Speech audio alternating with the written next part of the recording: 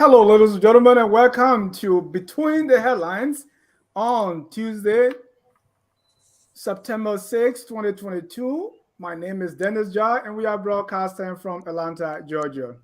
In tonight's edition of Between the Headlines, we're going to be looking at current issues in our country. We're going to do a review of the current issue that are happening in Liberia. With me to discuss this, I have Mr. Jerome Gateman. He is the host of On Point and a Born Again Sedition. Jerome, welcome to the show. Thank you very much for having me. I also want to welcome his co-host on Point, Mr. Michael Patmo, who is a member of the ANC. Mr. Patmo, welcome to the show. Thank you so much. Thank you so much. I'm glad to be here. I want to also welcome Dr. Emmanuel Uje Dekie, a supporter of President Weah. Welcome to the show, Dr. Dekie. Thank you. It's a pleasure. Dr. Dekie tells us he's not a member of the CDC, but he supports the presidency. Absolutely. I also want to welcome Mr. Perfect Manager Maurice Kroma. Maurice is an independent. He supported the campaign of Joseph Newman Boakai in 2017. So people sometimes calls him a Unity Party member. Maurice, welcome to the show. Unmute yourself, please. Thank you, Dennis, for having me. This is great. I'm happy to be here. Last and definitely not the least is Comrade Ideologue Militant. No, he's not like that. Abdullah Mame, Mr. Mame supports Tiawan Se Gonglo or the presidency, the candidacy of Tiawan Se Gonglo. Mr. Mame, welcome to the show. Thank you, Dennis, and it's good to be joining the colleagues to talk about the issues in the press.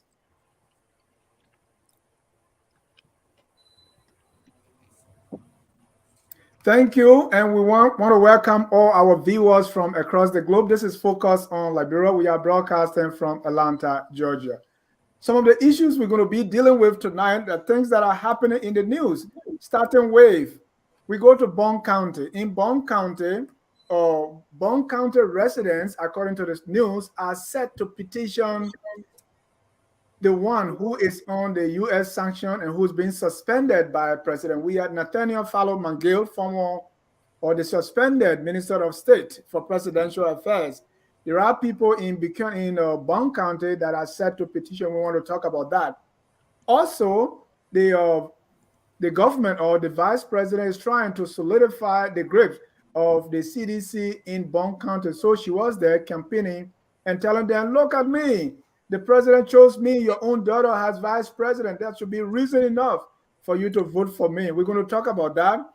My friend Amara Kone is in Monrovia. He arrived just like Jesus entering Jerusalem, the triumphal entry of Amara into Monrovia, and he's saying his name is going to be on the ballot no matter what happens.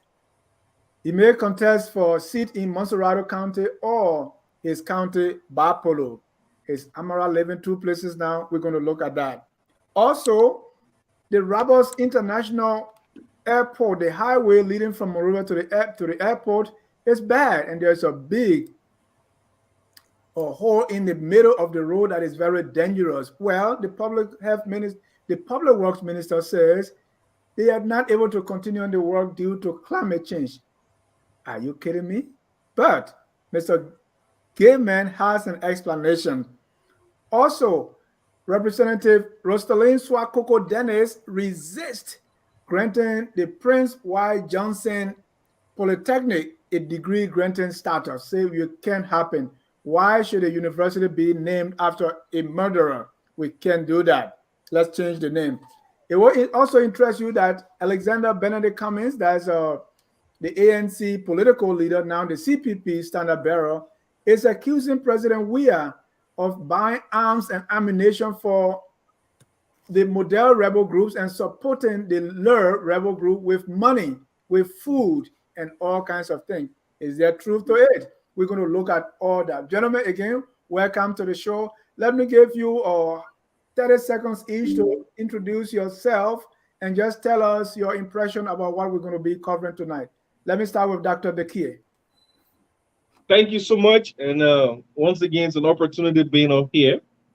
Well, the show is going to be very interactive. I must state that with the different counts that we have here, uh, we are going to have a very good show. Like, for instance, I would like to start with the residents in Bong County and what they intend to do, with regards to Mr. Natanya McGill, also with Amara Conan. He's a visit to Liberia.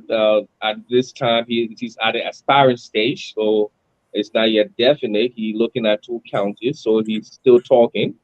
And then with the weather condition in Liberia, um, right now we do have some issues with the roads, and then with what our sister, the representative Swakoko Dennis, what she said about the PYJ Polytechnic, that is something that I do, already done some substantive research into. So we're gonna look at that, and then the accusation from Mr. Cummings as well. So yeah, it's a pleasure, and we are prepared. Thank you, Mr. Mame. Oh yeah, so I'm Bola Mame, always on the show. I'm an international development practitioner. I work specifically to design and implement USAID and FAO food security program in fragile countries, including Sudan, including Egypt, including Ghana, in Rwanda, and parts of South America. So I'm excited to be on the show to talk about Liberia this time. It's leaning more to politics than my area of specialty. Yeah. But it's interesting to know that people are coming together to talk about their country. And on these topical issues, I hope to make my contribution. Thank you. Thank you so much, Mr. Gaiman. Thank you very much for having me. As usual, the topics being discussed are germane to the well-being of our nation. And this is what we have always fought for, that our discussion should be on these kinds of platforms, it should be intellectual in nature.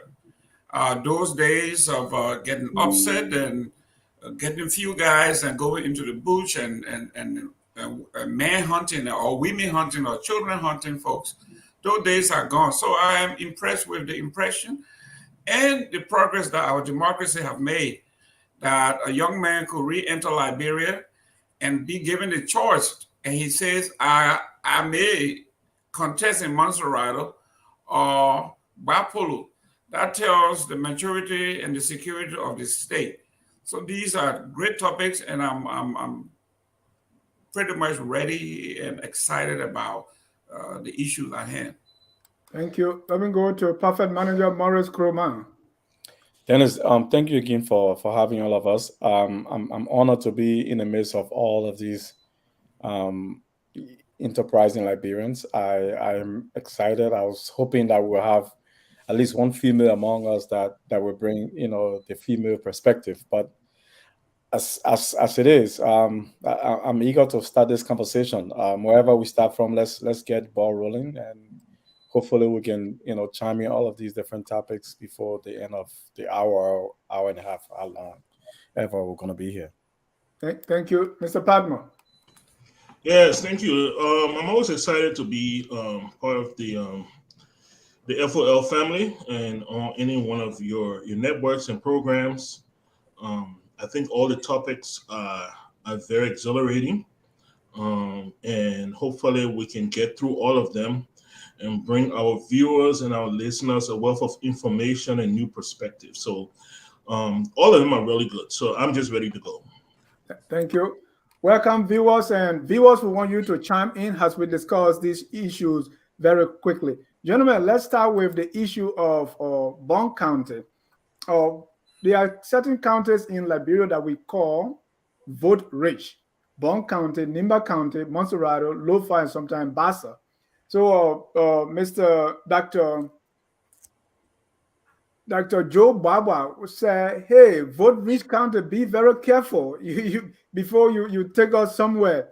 So this time, the first story here is Nathaniel Fowler McGill. We know the story. He was sanctioned by the U.S. Treasury Department for corruption and subsequently suspended. What do you make of Nathaniel McGill being or on the verge of being petitioned by some citizens of Bong County to run for the Senate? We heard those things were in the works even before his suspension. Let me start with Mr. Patmo this time. Well, I think this goes all the way back to the marriage of the CDC NPP. We all know that the reason why the NPP was embraced by the CDC was because the CDC believed that NPP could deliver Bong County. After the elections, there were many seditionists who were not very happy that the NPP had been given that second slot, which is the second most powerful slot. A lot of people tend to overlook the VP position until you are getting to your second term. When people start to eye the second term, then they realize how powerful that is. The VP is the natural incumbent after that second term. A lot of seditionists are not going to accept that. Nathaniel McGill, one of those far vision people, he saw this and he decided to make a political play. So he decided to increase his political capital within Bong County.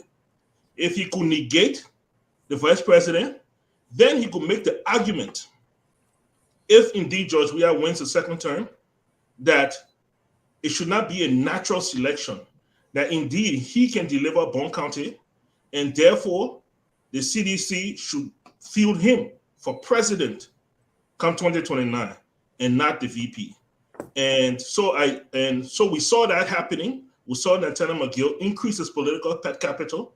And this is just another move, especially with the sanctions coming right now.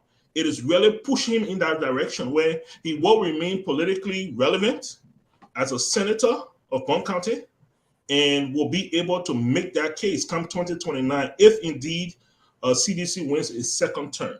So it's a political move. I think it's very smart on his part, and and he's proven to be pretty in tune with the politics of Liberia. Thank you. Wherever you see Padmo, you see Gaiman. Mr. Gaiman, you go next. Yeah, it so happens that we are fingers of the same hand. We are both Basel men. We believe in democracy. We believe in debate. Sometimes on different side of the coin, but same thing. And I like his analysis. You see, most people in the country, especially in the CDC, besides supporting President Weah, people are adjusting now for position. If he wins the second term, who is the heir apparent to President Weah? President Weah has to be the kingmaker if he wins a second term. And you want to be the most loyal and the most palpable, most important person on that ticket or within that orbit, that presidential orbit. And you see what he has done. It began with the scholarships, constant visit to the county, and being the largesse that he is giving to Bong County. Even those who are from Bapulu, his birthplace, have begun to envy Bong County. That he made it clear. My father is from Bapulu, my mother is from Bong County, so I have that lineage. I have a right to do so. So whatever I'm doing, I'm not doing it just for the folks of Bong County, but I'm doing it for my mother. Second thing he has done that most people are missing is that he is personally giving the scholarship to middle schoolers.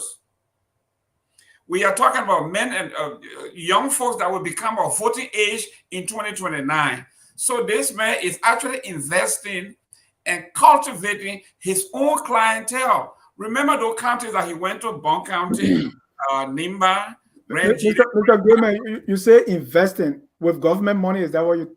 But listen, this is what we call the power of incumbency. Okay, that's what incumbents do. When President Biden is going on his private trip or going to make comments or going to camp, how does he go?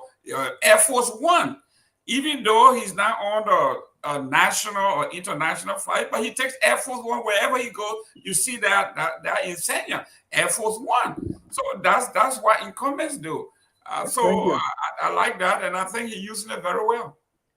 Dr. Dekie, all that being said, this is happening also at a time that Mr. McGill is under suspension and also under the sanction. What do you make of citizens of Bong County petitioning Mr. McGill or trying to do so at this particular time in our history?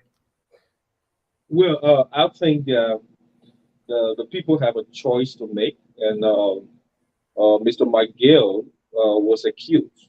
Always want to state that he wasn't convicted of a crime until he gone through the court process. So that doesn't negate him from being a citizen that has a responsibility. So he's identifying with his people in Bong County, and he's keep doing what he's doing. And then I'm very positive that Mr. McGill might win 2023 because the initiatives that he carry on now in Bong County. Another thing that I would like to point out is that I knew Mr. McGill. We both worked at the Ministry of Justice back in those years, and he one of those guys that I feel that had an opportunity and he utilized it, identifying with with his people in Bong County and other counties. So I think he's on the right path. Again, it's politics. It's about the number. It can change at any time. You never know. And I wouldn't want to say that he's investing in the county or in education. What I would want to say that he's using his office and benefiting his people. So I wouldn't want to call that investment. But I think it's in a good proportion. Yeah. Thank you. Mr. Kroma, we see that people at this time, he's under sanction. He's also under suspension, but he's not the first one. We see Josh Bowley in Grand Judah County after his role in the Liberian Civil War meeting. His people prefer him. We also see with Prince White Johnson, still in Nima County, is seen as a hero. And other people that were involved in our violent past have all gone through the legislature. So this is not, what is it that people, Dr. Pierre Lumumba say, only our thieves.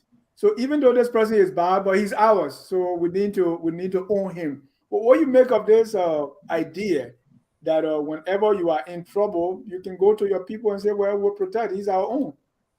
So Dennis, I want to take a different perspective on this one. I think, the comparison with former warlords is a whole different category of individuals. But if we take the McGill situation as the chief of staff of the president, and after 4 years have accumulated so much wealth from the state that now he's taking that wealth and trying to maintain power for himself. And I hear some of my brothers saying that, it's a good move on his part and it's a strategic investment. It breaks my heart because every time a public official corrupt and steals money from the state, he's taking that resources from a child that don't have the capacity to go to school or get fed or get good public health. And so for us to sit here in the luxury of the best democracy in the world to try to even amplify some of the blatant corruption that is happening at the level of the CDC and maybe turn it into some kind of political move, for me, it breaks my heart. Because all of us now, we're supposed to be some sort of moral guardians for those that are ignorant. Whatever that is happening in Bong County right now, I can't blame the people. They're ignorant. It's poverty politics. The people are poor. They want opportunities. However, McGill is not that example that we're supposed to be showing to the people to say this is an option for you. If he wins, it's only saying that the fabrics of that labyrinth society is broken and we need to work a little harder to get it repaired and get it fixed. We shouldn't be having a conversation about McGill running for public office. All of us on this show, regardless of the political affiliation we have, we should be saying that McGill should not put his name on any ballot because it does not represent the state. All of us have some sort of opportunity. That's why we're here.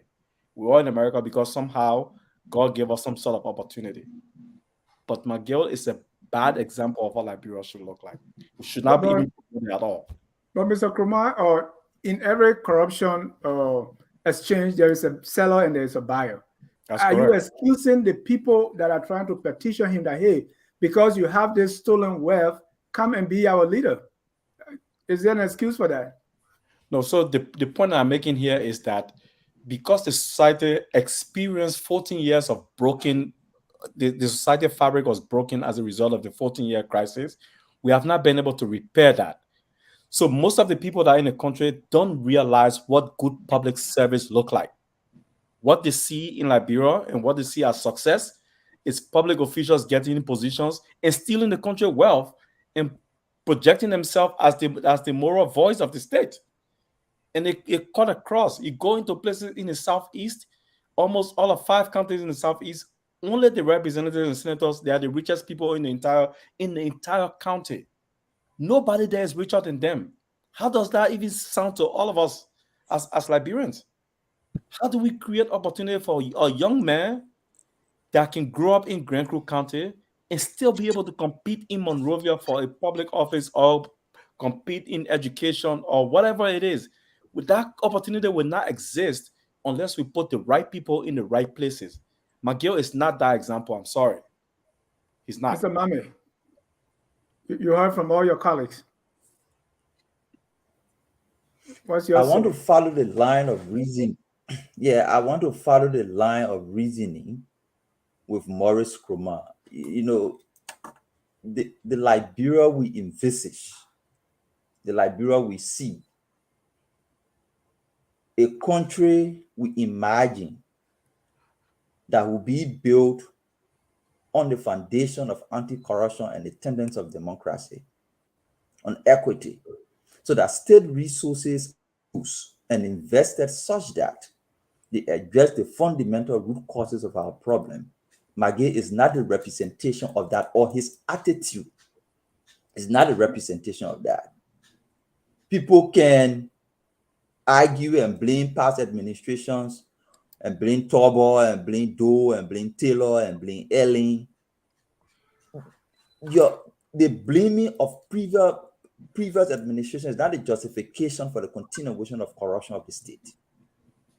The future we see in Liberia is not for an individual who was yesterday poor, who could not afford a 2-bedroom apartment, to become a millionaire 2 years after entering government.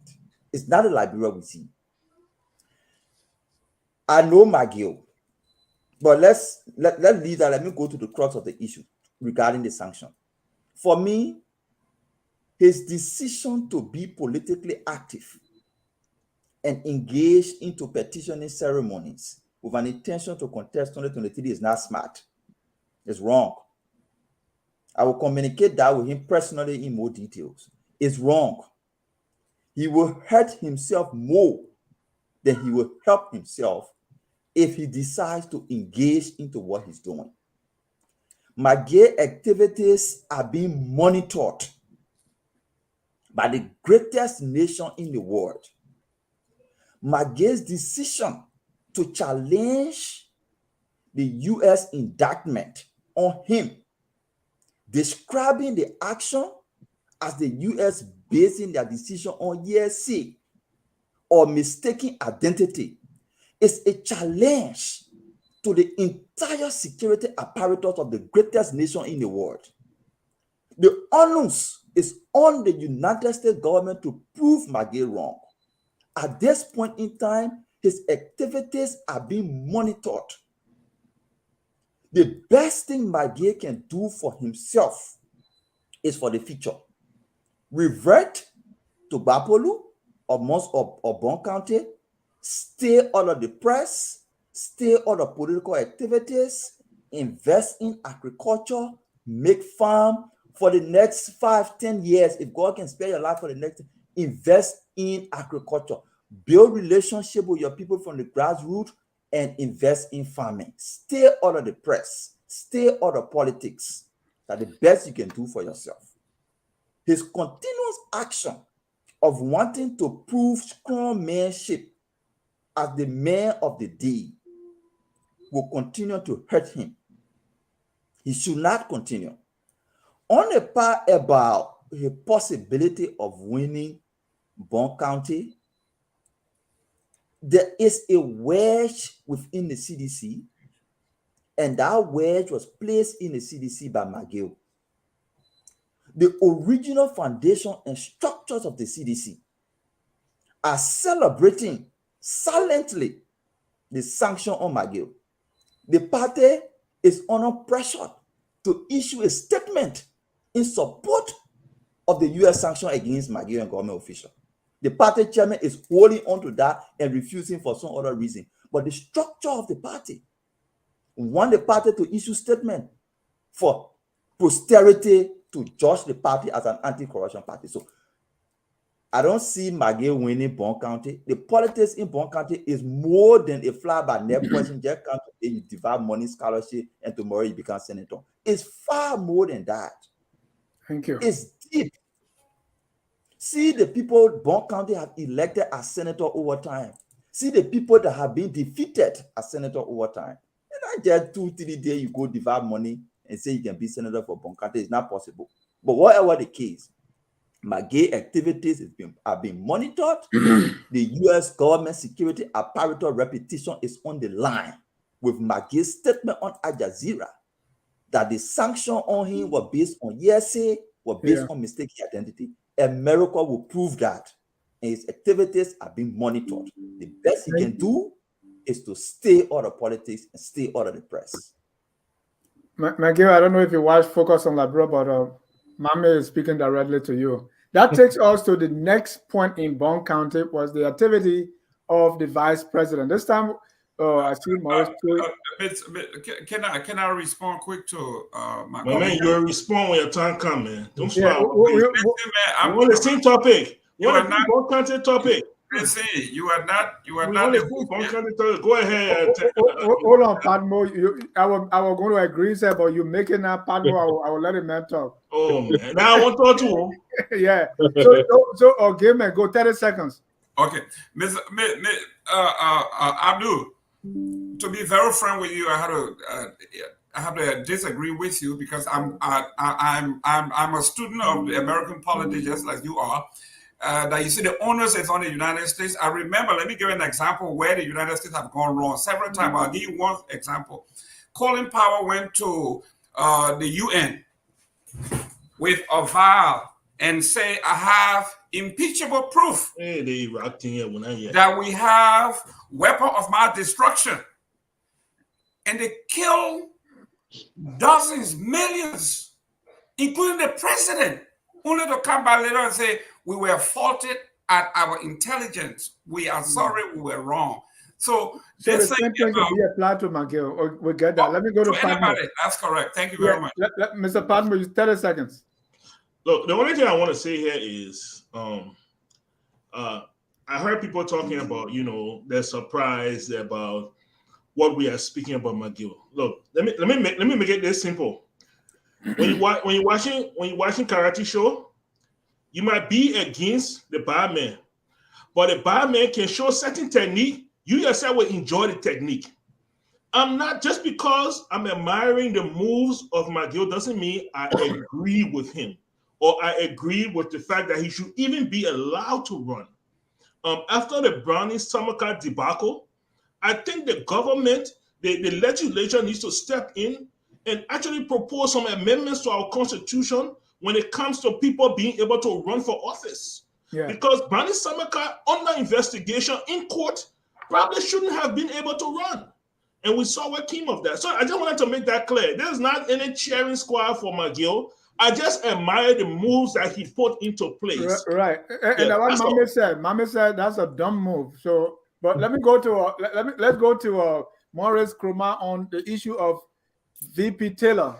VP Taylor, I don't know if you watched the video there. She's kind of rallying support for the president, and I don't know. We saw that during the first campaign. Now we're saying that again as 2023 is coming. And she said other things while she was in Bong County, but the major reason why she's rallying this support, say, look at me, I'm your own daughter. He picked me as vice president, and look at all the development this row, from this row, and I mean, she knows Bong County, so she's been a while there. What do you make of the VP move in Bong County trying to get votes for the president for 2023? So, I mean, Michael, this wasn't a shot at you at all, my brother. I was just saying, what I thought that all of us as conscious people should speak against, because our country right now should be in some sort of urgency to address some of the issues that are affecting us. Country is still divided on political, tribal, ethnic, religious lines. We need to fix those things, and to fix it, we need people that have conscience, people that have some fear in them. The guys that are corrupt, they don't have any fear in them, and fear sometimes can be a good trait for a leader. I like the fact that you talk about legislative amendment, which is definitely something that we need. We need to fix this country, and the way to fix it is to start to propose these new laws that can fix, the Samoka thing. People like, McGill running for public office, it needs to be fixed. That all got opposition lawmakers, but they're all quiet, the bubble. Unfortunately, that the country will have.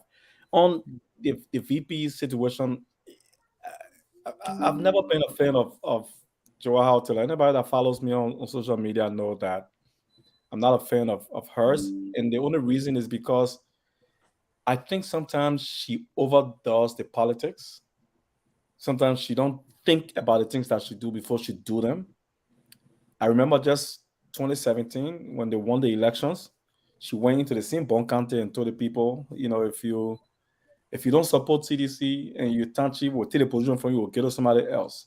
Yeah. And in less than 6 months, she started to feel the weight of the actual real seditions, because then they started to sideline her and, bar her from certain activities and stuff like that. She's forgetting all of that now. She realizing, okay, the CDC people have made her environment a little cozy, a little comfortable now. So she's out again, spewing all these things. She doesn't even know that CDC can actually get to the elections, win the elections, and then say, well, Madam VP, we don't have no vote of confidence in you, getting you out, and it'll get her out of there. And she'll be a former vice president, even with the administration moving on. She doesn't think about some of the things before she actually act on them. So some of her utterances sometimes can be very, very disturbing. But, I guess, I'm eager to hear what Gaiman and Amendment Michael has to say about this VP visit in Bong and her utterances. I'm really eager to hear their perspective on it. Well, Dr. Dekia was in the last election, so he may have more perspective. Dr. Dekia, what do you make of the VP? Good move, bad move? VP is, and I want to agree with Maurice, she's always talking most of the time. I'm not a fan of some of her utterances, especially when say, hey, she's in Bong County again. Well, you see, I always try to divulge emotional, to front these emotions for this kind of discussion, because not everything we want to say here means that it's what we stand for, or it's what we want to happen. We need people to understand, and we are not here to convince the voters to say vote for this person or vote for that person. So with the issue of the Vice President Joy Howard Taylor, I've been knowing her for a while, here in the States and in Liberia. She got a job to protect. She's the Vice President of the Republic of Liberia, and she's doing just that. I would describe her move to be an excellent one for her approach. That she tried to maintain her job. She went to Bong County to talk to her people. I would do the same, to go to Grand Bassa County and talk to my people. Like you said, the going election, I was part of the election, even though I didn't succeed. But I went back there and still identifying with my people. So Senator Joy, not Senator, but Vice President Joy Howard Taylor, she has a serious influence in Bong County. Despite the challenges, I wouldn't want to discuss, the challenges she has as an individual, but I want to look at the positive approach, that she's taking from the trip she's making in Bong County. I know there are things that she would say that would not be in some people's favor, but I want to look at it from a broader perspective. What she's doing Is it giving the numbers? Is it getting to the people? This is about politics. We got a few more months from now. We're going to be in the election. This is not Bible. This is something that it's all about the numbers. So Dr. by her going to Bong County, do you think she can deliver Bong County for the president? well, she did that before. So I wouldn't want to say that she wouldn't. It's possible. It's possible, and I want to say yes, she could do that for the second time. But again, I'm not part of the CDC party. Like I said, I support the Liberian presidency. So whoever you give me, I take that person, and I run with that person, to protect the presidency. So definitely, I would tell you that Joelle is doing her job. She's protecting her job, and she, whether she's doing it against some people, I don't have too many information on that. So I wouldn't say that. Mr. Mame, do you think the VP presence in Bong County have anything to do with McGill? Because it looks like there's some power play there between the VP and McGill. Is there any connection you see there? I think it's because it started from the county tour in Monserrado, because McGill and the president was touring Monserrado when the sanction came, right? And that's how he pulled off. At least from what I saw, at least coming on Facebook, checking in, the vice president was not visible in the county tour in Monserrado until the day McGill left the next day before the vice president joined the tour. The vice president was not visible in CDC's activities until McGill left. The vice president was not visiting CDC headquarters, like the way she did recently until McGill left. People in government were not, feeling secure to even post a picture of the vice president or to even celebrate some of her activities and visits to other places. Until recently, you see the new wave of how apologists of the regime are celebrating the vice president. Now they're calling it Weah Joelle 2023. Initially, it was Weah 2023. The only thing I will say to the vice president, I know her personally. She contributed a whole lot to part of the things I do here in America, especially the agriculture and food security stuff. The only thing I would tell the vice president is to be careful. Given the past, I know she found herself in a tight situation. She cannot distance herself from the regime. She can have any option outside of the current arrangement to be a vice president. So the best she can do is what she's doing, but I will encourage her to be careful how she proceeds, because the people of Bong County might begin to see her to be inconsistent. They might begin to see her to be desperate, and that desperation is causing her to make hasty decisions. So it might play against her if she doesn't take due care of the way she's proceeding, especially immediately after McGill.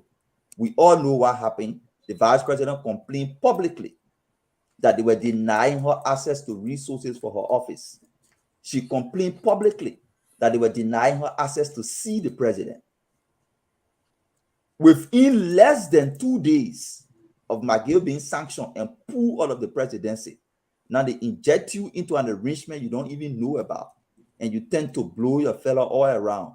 She needs to be careful. That's all I can say. I know she's a smart woman politically. She knows what she's doing, but she needs to be careful, especially given the circumstances under which she was brought back into the entire metric. The circumstances that brought her back into the metric was not planned. It was not calculated. It was sporadic. The sanction came, bam, and then it went for her. She needs to be careful. Wow. Mr. Gilman, Mame seems to have a very inside scoop about this thing. I'm impressed. I don't know what you're thinking. But let me, before I bring you on, we got a donation of $2. Thank God for this. It said the stupendous attire of Dr. Emmanuel Dekie. Because of this, we got a $2 donation. Thank you. Are you serious? Who did that? It's on the screen. Oh, Evans Morris. Yeah, he said you got a stupendous attire. So keep dressing, and we get money. Thank you. We need more. We need more donations. So let it keep coming. Yeah. Mr. Gilman, I like the angle that Mame took. That hey, it looked like, I studied the Bible. It said, in the year King Uzziah died, Isaiah said, I saw the Lord. Now we see in the year that McGill went down, the VP is going up. What's going on here? What's the correlation? Well, politics is about opportunity. You talk about Lyndon B. Johnson, and we are all students of history here. In the midst of John F. Kennedy being shot, terribly killed, the Vice President Lyndon B. Johnson stood up. He denounced and spoke ill of the plight to kill the President of the United States and how terrible it was. The next thing he saw him was his hand on the Bible and said, I do solemnly swear. And now he was sworn in as the President of the United States. So yes, this is what politics is all about. Secondly, it's a team. If you are on the bench, they say next man up. So this guy, for some reason, something happens and the coach calls you and puts you and say your number is up. Your job is to go out there and perform to the best of your ability. And then when she went to Bong County, she didn't want to go to remind them, say, look at me. She says, when I called the Bong County caucus and we asked for those that are working in high level government in the Weah administration, she said, I was surprised that we had 31 top level management appointees in this government. So it's not just me. We were rewarded 31 positions. So who are we to say we are now going to cast aside the vice presidency and 31 top managerial position for 1,000 birds in the bush?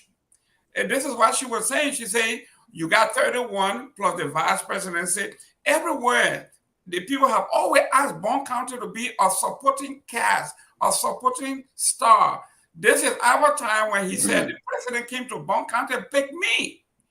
And now here I am. I am one step away from the presidency, and I have 31 other folks in managerial position. I think the president deserves a second term, and we have to go full force. So, she was smart. When you talk about gaps, that the vice president may have said something or may have misspoken. Well, my president here, Joe Biden, is known for being Mr. Gap. Everywhere he goes, he misspeaks. Then they come up and clean up. So we know that happens. So the vice president is very brilliant. She's very smart. She catches on. When she went over there, she told them, if the opposition want to say anything you want to believe in, President Weah is going to win the presidency either with Bong County or without Bong County. Then she came back and cleaned it up and said, Bong County needs to carry the president. So these things happen, but I think the vice president saw an opening, and I agree with Abdul here on this one. That's what it is. Politics is dog eat dog. If your best friend goes down, you pick up the matter and go now. She's moving around and before I let you go, because a lot of people have said McGill is actually the shadow president. So will you suggest that he was the one responsible for the VP crying all alone? I can't even see the president. I can't even get the budgetary appropriation for my office. Will you say that McGill was the one stepping on all this? Probably, maybe. As a CEO myself here, when I come to my office in the morning, my office manager puts what she wants me to sign, and what she wants as immediate, she put them in order. She put them on the top, and she says sometimes she stands over me and says, sign here. Before I can even get to read it, she makes me sign. I trust what she does. She's very, very good at it. So if anybody tells you that McGill, anything that reaches the president's desk, if anybody tells you that McGill does not see it first and determine in a priority order which one goes first, which one he sees, they will be lying, and I cannot lie. Okay? If McGill did not want you to see the president, if he did not want your concern to get to the president, he makes the appointments. Okay. If he doesn't want to, so yes, I want to believe that he has some say so in that. All right. So let me go to Michael. All right. So I think we forget who Joel Howard Taylor is. I think she's done a very impressive job on creating this image this harmless, innocent, image to the world and to Liberians. Joy Howard Taylor is the wife of Charles Taylor. She wasn't a wife when Charles Taylor started the rebellion. She agreed and came on during the rebellion. This is a woman that's used to making calculated decisions for her own future, for her own political advantage. It could have gone terribly wrong. She could be in The Hague right now in jail. But she was able to slide by, And so let's not forget that Joy Howard Taylor. This is a woman that makes decisions, and that's what she's doing right now. She smells the blood in the water. She knows McGill is injured, and she's going for the kill. She's going to reinsert herself into Bong County and make herself once more the kingmaker in Bong County and send a message to the CDC and to the president that if you want Bong County, forget McGill. I will give you Bong County. And we're about to see in the next months to come, we are about to see a huge wrestling match between McGill and Joy Howard Taylor, and it will be very interesting to see how the CDC comes out of this. Thank you. Mambe, you want to say something? Then quickly. Yeah. I wanted to say something, and it's coming back to where we're talking. How do we see our country going forward? I listened to Jerome talk about. I didn't listen to her. I will try to listen to that recording. I will send an email to you. Look, you counting on the appointment of 33 persons in government as the success for which Bong County people should come back and vote for George Weah. Brother, I thought the vice president would be talking about the number of schools built in Bong County. She did. The number of enrollment has increased for their children. She did. Hold on, Jerome. So when you highlight the number of people employed in government by the president as an achievement for a county death pool suffering to the extent that they see a criminal sanctioned by America and still see leadership in him, it's only because they are poor, not only economically poor, logically they are poor, and in everything they are poor. Those are the only kind of people can see an internationally acclaimed criminal as a leader.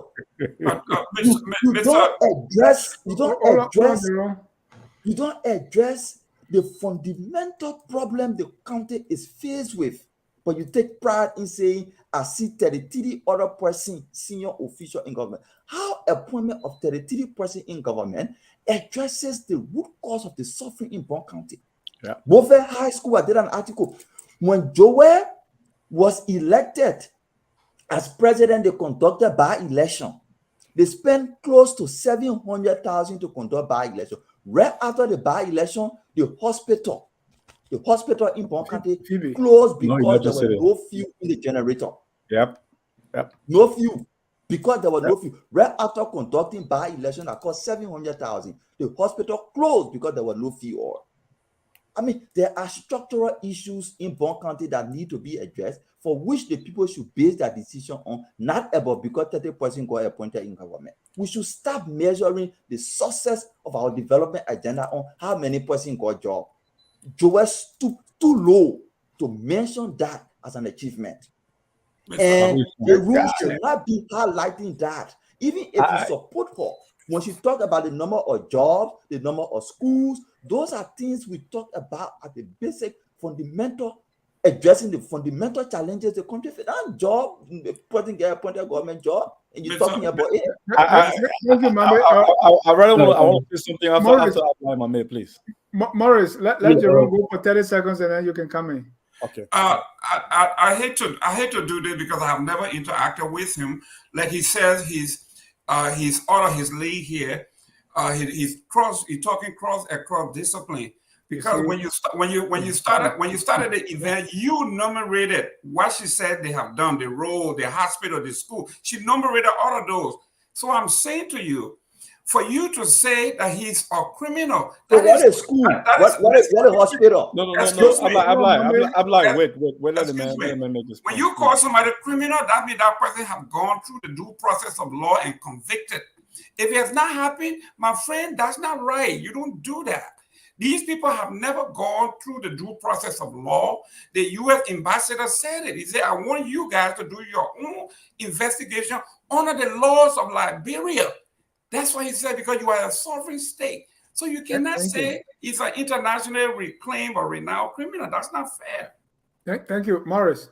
Yeah, thank you. So, and I want to piggyback off of what Abdullahi was just talking about. So, in the context of governance, I mean, it's good for us to talk the politics, but in organized governance, there's no way in hell that the chief of staff of the president can have more weight than the vice president of the country.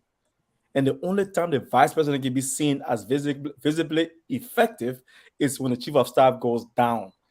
That means there is some sort of tension or power play that the president himself have not addressed. The president needs to call his entire cabinet and say, this woman is my vice president. She is the second citizen of the country. Whatever respect that I get, she's the president in waiting. If you can't address those internal issues, this is what happens. The problem, unfortunately, is that former senator, current vice president Weah Taylor love the flair that come with the power that she has. And so once this small light come on her, she takes it and she run with it. She doesn't think about the consequences of some of the things that she does. When Jerome talking about the road that they fixed in Liberia, Amara just made a statement on Kerry Street 2 days ago that the funding for the road that ran from Red Light to Ganta, that he raised that money. The road that is being made from Banga all the way to Minikoma, I'm aware of that. I have documentation evidence of it. That road money was secured during the Ellen Johnson Sirleaf time. So what role are they talking about that they fixed in that country that we can point to? And like Ambulai Mames just said, we are aware that Phoebe Hospital went down for a long time because there was no electricity. There was no drug in that place. The U.S., you said, issue a public statement to say that people were stealing the drugs from the hospital. And then you come and talk about 33 officials got appointed, and so we should elect President Weah again. How about the people that died just because there was no medication, because there was no electricity in the hospital? How about the young babies that are being raped in our country every single day under this leadership, and nobody's held accountable for them? How about us just having small empathy in us to say, how do I feel if my child was the one that is victimized by these people? You want justice. How can we not think about those things? There has to be some sort of change in the country, and we're not talking about that. There's no way. I mean, unfortunately, we have to be having this conversation, but this is what failed leadership look like. You can put this in a classroom and teach people what failed leadership look like. This is an example of it. We should never ever think about giving these people another opportunity. I'm sorry.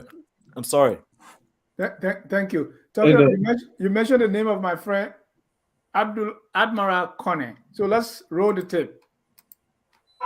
So folks, there you have it. This is the arrival of Admiral Kone. As you can see that he is now meeting with chiefs and elders of the Muslim community here in Liberia.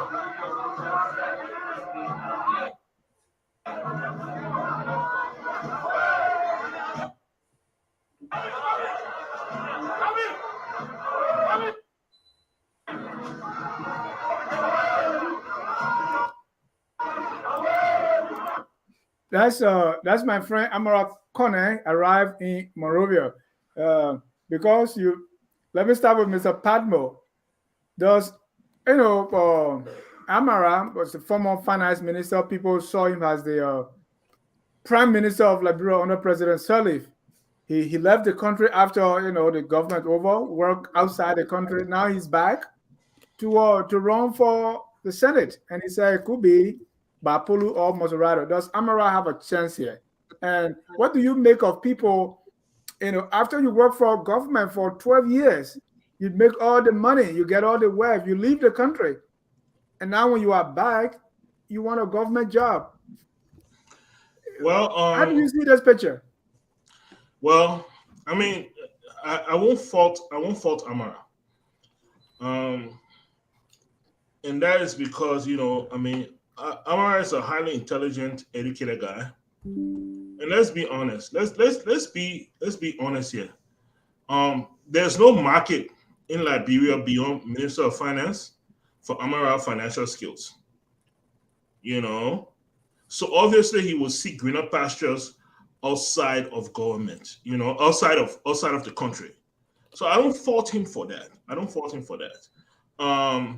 However, it is uneasy when you leave to seek, employment outside of the country, and then you come back, and it's political office, that he's seeking. Amara will have to state his case. He will have to state, why he chose that pathway. It will do everybody, good to listen to his reasoning and then make a judgment at that time. As for whether he has a chance, absolutely. Amara still wields a lot of influence in Liberia. This is the son of Bapolu. He's also a Muslim.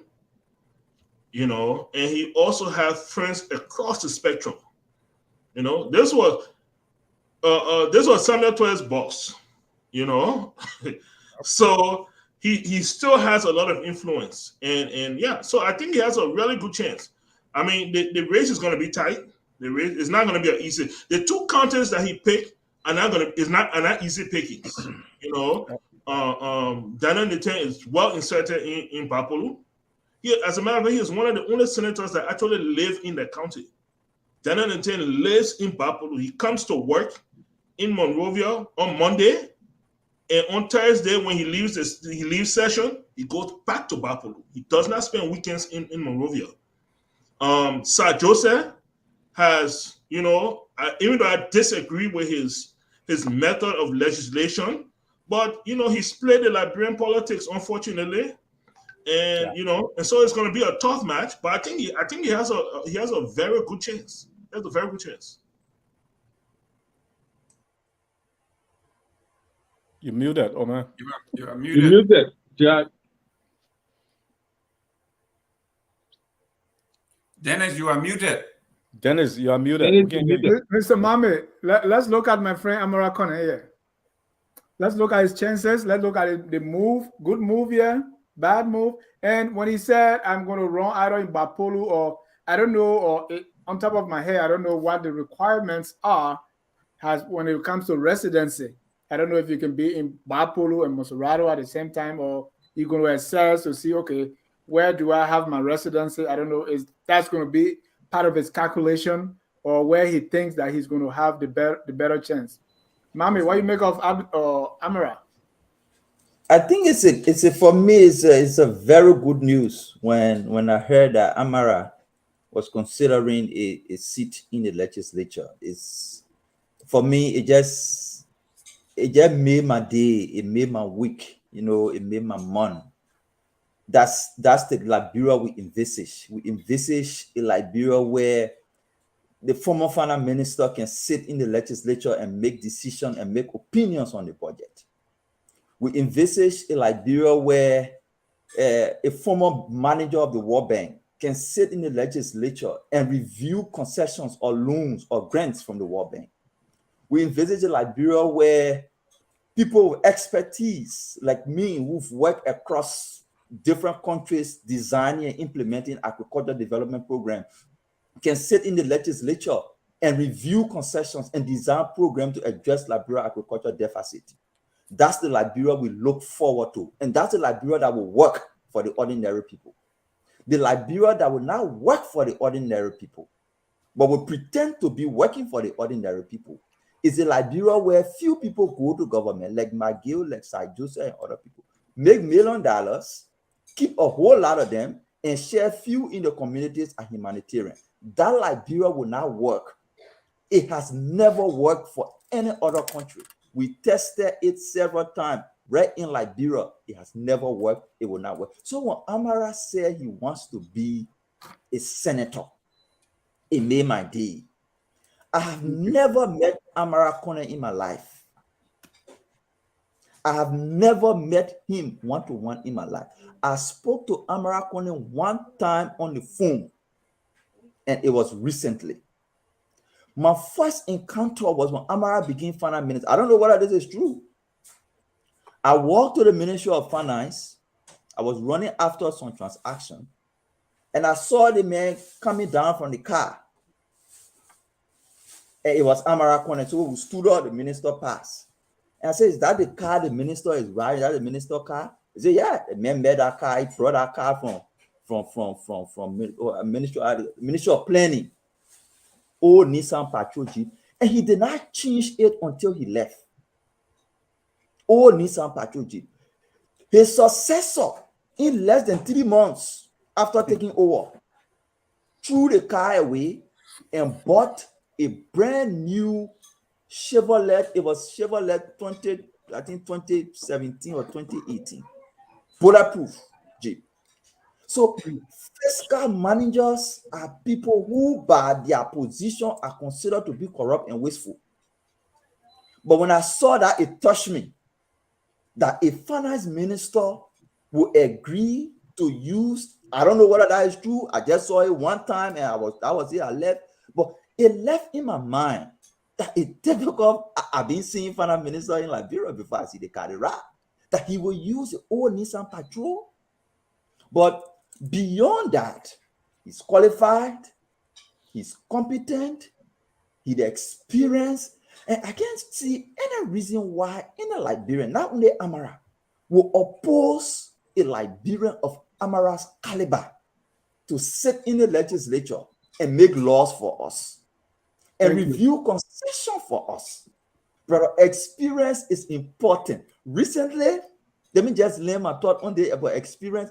Recently, the World Bank issued a statement that the National Fishery Authority bought a vehicle using World Bank procedure.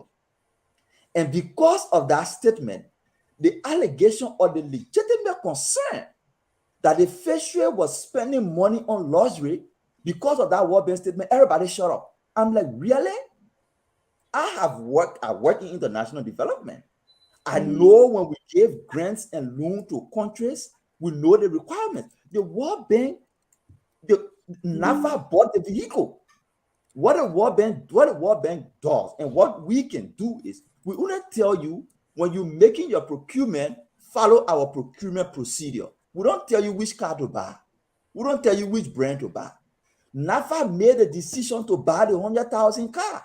The only thing they did was they used the World Bank procedure to do it. I went and followed up on the procurement plan for NAFA. That procurement plan has 125,000 for vehicles with S. So meaning budgeted is 125,000 for vehicles for more than one. But she decided to buy a brand new, I don't know, 2020 or 2022 vehicle for over 90,000. The World Bank will not object. The World Bank will only tell you, use our procedure. And that's what happened. But under that contract, she had authority for budget line flexibility movement. She could tell the World Bank, you put 125,000 here for vehicle, and that's what they do to us. And we give approval to other countries that we work with. They say, you put 125,000 here for vehicles. We want to spend only 60,000 for vehicle and transfer the other money to buy fishing nets for the fisher folks. The World Bank would never object. The agricultural minister did it in Liberia with the African Development Bank. When they proposed tractors and other things, she said, no, our farmers are not able to use tractors. Rather than buying one big tractor, let's buy smaller equipment. They went back and forth. At the end of the day, they bought the smaller equipment. They terminated the contract for the tractors. So she bought expensive vehicle because she wanted to ride expensive vehicle. But because people don't have the experience of understanding these things, once the World Bank issued a statement say she bought a vehicle using World Bank procurement process, everybody shut up. Everybody shut up. All right. Thank you.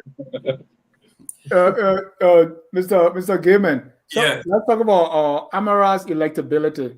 Yes. I was preparing for a show on elections for Thursday. So in my research, I talked to one smart guy, and he said, anytime you lose election in Liberia, you should be happy. If you win, you should have problem because we have not elected anybody with sense. So anytime you lose election, don't lose hope because we always our electorate. And I didn't agree with him. He said our electorate always pick the wrong guy and leave out the good people. How you look at Amaral? Is he a winnable candidate for either Bapolu or Monserrato? Oh, absolutely not. And I want to make some correction here with Abdul again.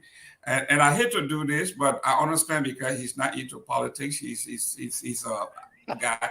When he used the word like somebody threw away a car, I don't think anybody throws away a car. And he used the word again that the man was the World Bank manager. That's not true. He never managed anything at the World Bank. I'm looking at the top 50 position at the World Bank. For the past 3 years, he's not listed as one of the top 50. So when people throw these words around in a Liberian context, it's not fair. It's not right.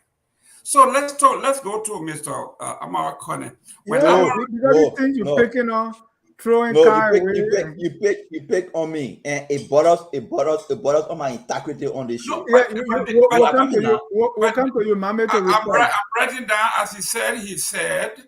The guy drove the old car, and then when his predecessor came and threw away the car. I mean, he didn't use it. That's the the idea that so Amara. Hold on, Mame. Go ahead. I just want to make the correction, and then the one that he was World Bank manager. That's not true. Okay, so now let's go to his arrival. First of all, that's what I want to correct. Let's see. That's what I want to correct. Amara was manager for fragile. So when you're talking about World Bank manager, but you said he was a World Bank manager. Oh yes, he served in managerial role at the World Bank for fragility. Okay, so then why are you talking about what? Listen. Mame, hold on, Mame. Let Jerome finish. Hold on, Mame. Let Jerome finish. If I'm talking to anybody and I know who Dennis Jai is, he's the CEO of FOL. It's specific to FOL. If he's a manager for a department, say he's the manager of this department at the World Bank. But don't say he's a manager at World Bank. We can't do this. But anyway, let's go to the arrival here. First of all, the people that staged the arrival, when you saw the flyer, it said the Muslim Youth Congress. So that was specific to a particular group. When he got on stage, he said it. He said, even though this is Muslim Congress, Youth Congress, but I see some Muslims, I see some Christians here, I see some friends. He made that clear. So the idea that this man who was embroiled in massive corruption, the $10 million Japanese loan grant that was given, all of these things that happened under this man was one of the most corrupt finance ministers. Okay, when we're talking about this concession agreement, all of this, for this man to say this man is that and that, please, man, I understand you like him and all of that, but this man is as bad and corrosive and toxic as Rabbi Salif. And those two people, they are intertwined. That's all I can say. Thank you. Dennis, don't let him run away with this allegation. Let him point out specifically the allegations of the corruption that he just. Hold on, let Mame give his 30 seconds and then we'll come to you. Yeah, don't let him go away. He needs to come. The first thing is he was there playing on voice. You know, Amara worked in a managerial role at the World Bank. He's a manager. You understanding me? It's clear. You can't dispute that. For fragility, managing countries, fragile situations. You can't dispute that. So we shouldn't make that a issue of discussion. Regarding corruption, like I said, I did not work with Amara. I did not work with the Ministry of Finance. But this is what I can always say. And even with the robbers that leave and all the other, this is what I can always say. It's a failure, a massive failure on the part of CDC and George Weah. The greatest failure of CDC and George Weah is to come to power on the promise of fighting corruption, take power, and for 5 years refuse to prosecute people alleged to have committed corruption, but only use the allegation of corruption as a basis to dismiss them or to blackmail them. Mami, don't start new thing. You were only responding to Jerome. I want to, before the key falls asleep. Morris, you wanted to respond to the No, I wasn't trying to respond to him. I wanted him to clarify his statement because he seemed to project this allegation that Amara is one of the most corrupt government officials in the country. And then he mentioned 10 million Japanese money. So I wanted you to explain that. I want to get some clarity on that. And the other allegations that he mentioned. What's your background of please. this? First of all, in Labrador, they say, what's your reliance? Where reliance? We will, first of all, he has to debunk the fact that when you say he's corrupt. Yes, what is getting that information? Okay. Listen. When the Japan during the Ebola, when they gave us the $10 million for healthcare, that money disappeared. Amara Corner have not, up to this date, have not given us a printout or report on how that money was spent. And in due time, I am going to actually pull out actual documents that we can share. So for your next show or posterity, you can share that listen. As this man become once he puts his name in the ring as a candidate, you will see that these things will come up. Mr. Gaiman, right here on this show, when Mame called McGill corrupt, you said you objected. You said because this no, not corrupt. He said criminal. Yeah, criminal. Same thing. Corruption is what the difference? Criminal means you have been indicted. Corruption is an allegation. So, okay, so maybe I can give up. I'm glad. I'm honestly glad that Mr. Gaiman has been proven corrupt. Hold on. So allegedly. So if you want to choose your word, say Amara is allegedly corrupt. Well, listen. I'm meeting all of you. I think Michael Patno is alleged, but he doesn't have any evidence of it. Michael, you are the one enabling Jerome. You are the one enabling Jerome to be throwing all these charges around. Let me go to Dr. Dekie. Dekie, let's talk about the Amara situation. His arrival, his move, and his electability in either Bapolu or Musrado. Yeah, thank you so much, Dennis, for bringing me on. You know, I was just listening, and I mean the allegations, the conviction, and all of that. First of all, I would love to welcome Mr. Amara Corning to the country. It shows that Liberia is secure. It also shows that democracy is being practiced in Liberia. That's something that I want to, really uphold. The next thing here is that Amara hasn't decided. He's still having discussions about things. So he's at an aspiring stage. So it's possible that he could contest. It's possible that he wouldn't contest. So I would also love to say that. So until he can come into the race. Now, another thing is that I know when Abdul said that Amara was a World Bank manager, I was kind of little, I'm like, which one of the World Bank did he manage? Well, what I know of is that he managed a project, an engagement of the World Bank. That doesn't, equate you to be a manager. So if you tell me I'm a level that, this person is the manager of the World Bank, they mean he manages all of the effects of the institution, and which of course that was not in the case with Amara Corning. Even when he went to Nairobi, where he was managing the engagement in Nairobi, he had to transfer to New York because of his family issues, and then he was managing partnerships with Africa, with 8 Africans regional economic commissions. So he was not manager of the World Bank. I just wanted to clarify that. He's a fine gentleman, and I wouldn't want to say here that the government that Amara Corning was part of wasn't corrupt. Again, corruption is systemic in Liberia. Okay, and he was the former finance minister. And when he was finance minister, it was when NACO went bankrupt. Okay, and other institutions You went mean bank. Local, right? You mean There were Local, other not Naco, right? financial malpractices, and we're still seeing the You same are thing sitting on today. the show, and you talking local go bankrupt. Really? But wait, you didn't. I wasn't the one that said it. If former President Ellen Johnson said accepted the responsibility of her son. She said, "Well, I accept it." Am I telling a story? No, it's true. Dr. I'm telling you. Dr. I will Becky, use I you will use the you ran opportunity in to provide Basel. clarification on this. Go ahead. Hold on, I'm Marvin. sorry. I said you ran in Basel. What does it take to establish residency in a place? Because I'm hearing Amara saying either Monserrato or Bapolo. So how do you establish residency in a place to run? Thank you. When it comes to residency, there are two things you look at: your physical presence, and another thing, your engagements. So I would want to evaluate Mr. Conan based on not his physical presence, because he wasn't in the country for 5 years, almost 5 years. So what were his engagements in Babalu and in Monserrato? Are we going to would they vote him based on his past experience as a finance minister?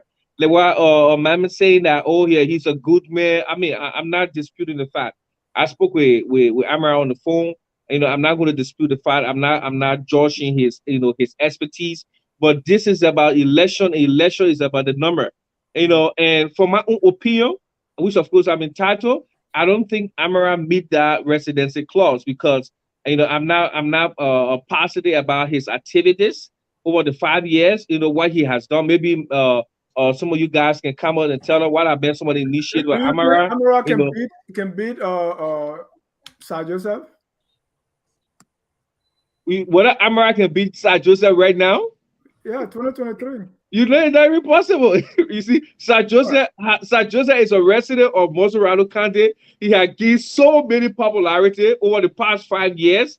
I don't think, it's going to be a fist fight. I don't think Amara can do that. I think Amara had come home. Let her encourage this man to, get involved in the more initiative. Let him work his way. Let me give you an example. This was the same way Mr. Cummings came. You remember, Ja? And they started pumping Mr. Cummings, and today it's a complete disaster. We shouldn't do this to Mr. Coney. Let's give him the opportunity. Let him look around. Let him talk to people and decide what he wants. Let's stop pushing all that. Go Monserrato, where he doesn't even have an activity. Go to Babalu, where he doesn't even have any initiative.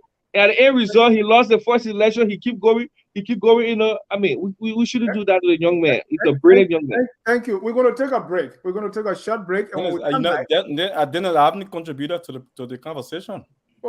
Yours, you were only rebutting, right? I never said anything. I only asked Gaiman to provide the evidence. But go ahead. Yeah, I was like, damn, you want to disenfranchise me or what? No, you were responding to Gaiman. Now I remember it was not your turn. Good. That's why you should wait. So, the thing I wanted to, first of all, is to address some of the issues that I hear from the conversation happening. One, right.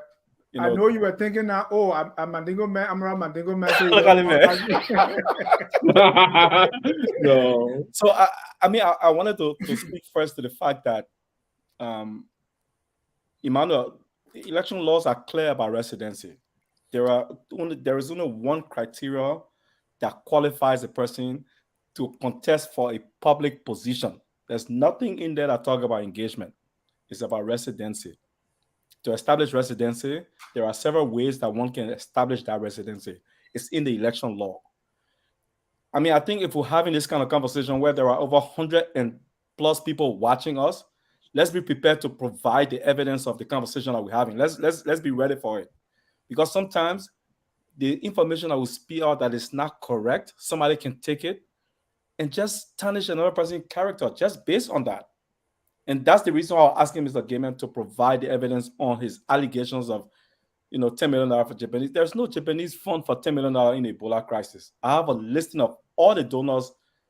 I was in Liberia from the beginning of Ebola to the end. I was not even working in government at the time, but Ebola from the start to the end, I was there. Mr. Krumah. Listen to me, please.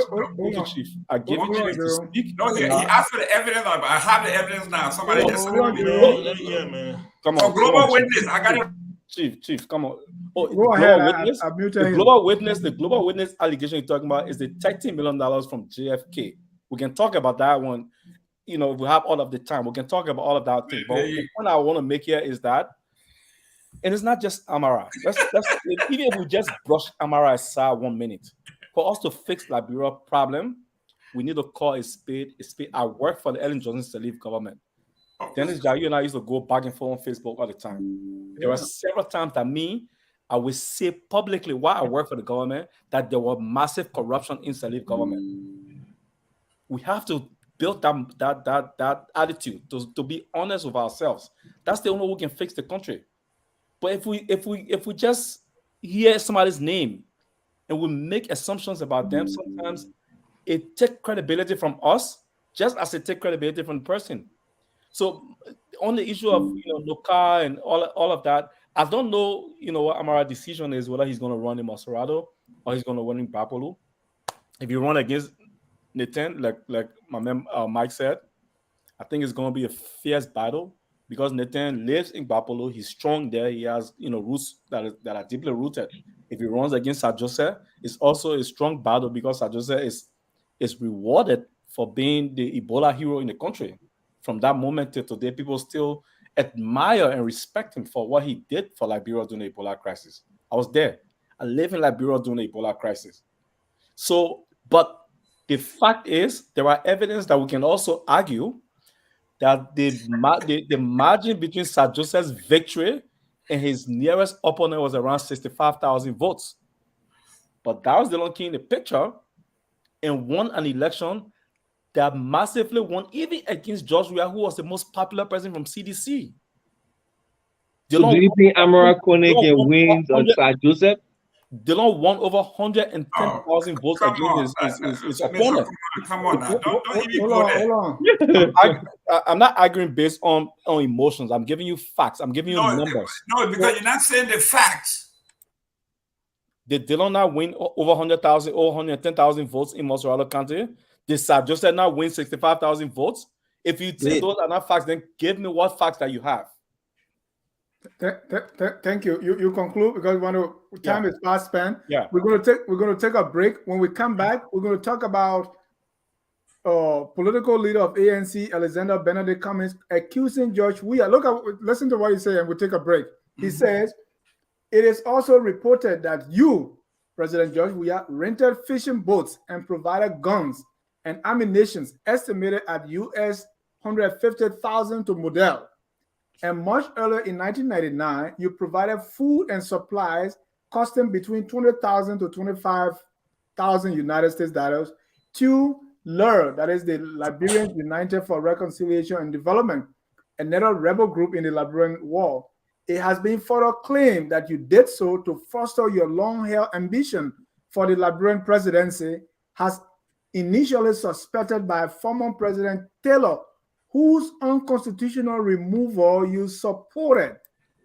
We'll talk about Weah alleged support for Model and LUR, and also his, has in the word of Mr. Cummings, unconstitutional removal of President Charles Taylor. We're going to be right back.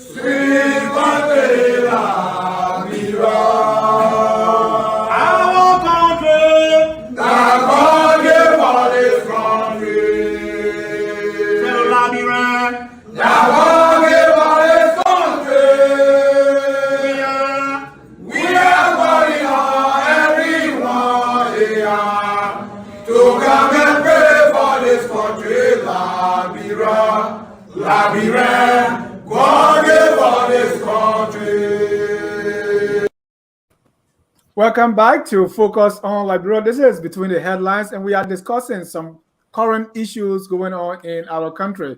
The one we are talking about now is Mr. Cummings, the political leader of the ANC, laid some charges against President George Weah. Mr.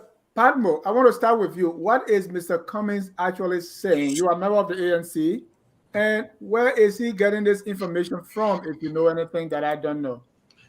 Well, most of the information has always been in there. It's always been around. People have always talked about this. It's just that nobody has really confronted George Weah about this. But this is not new information. This is not new information at all.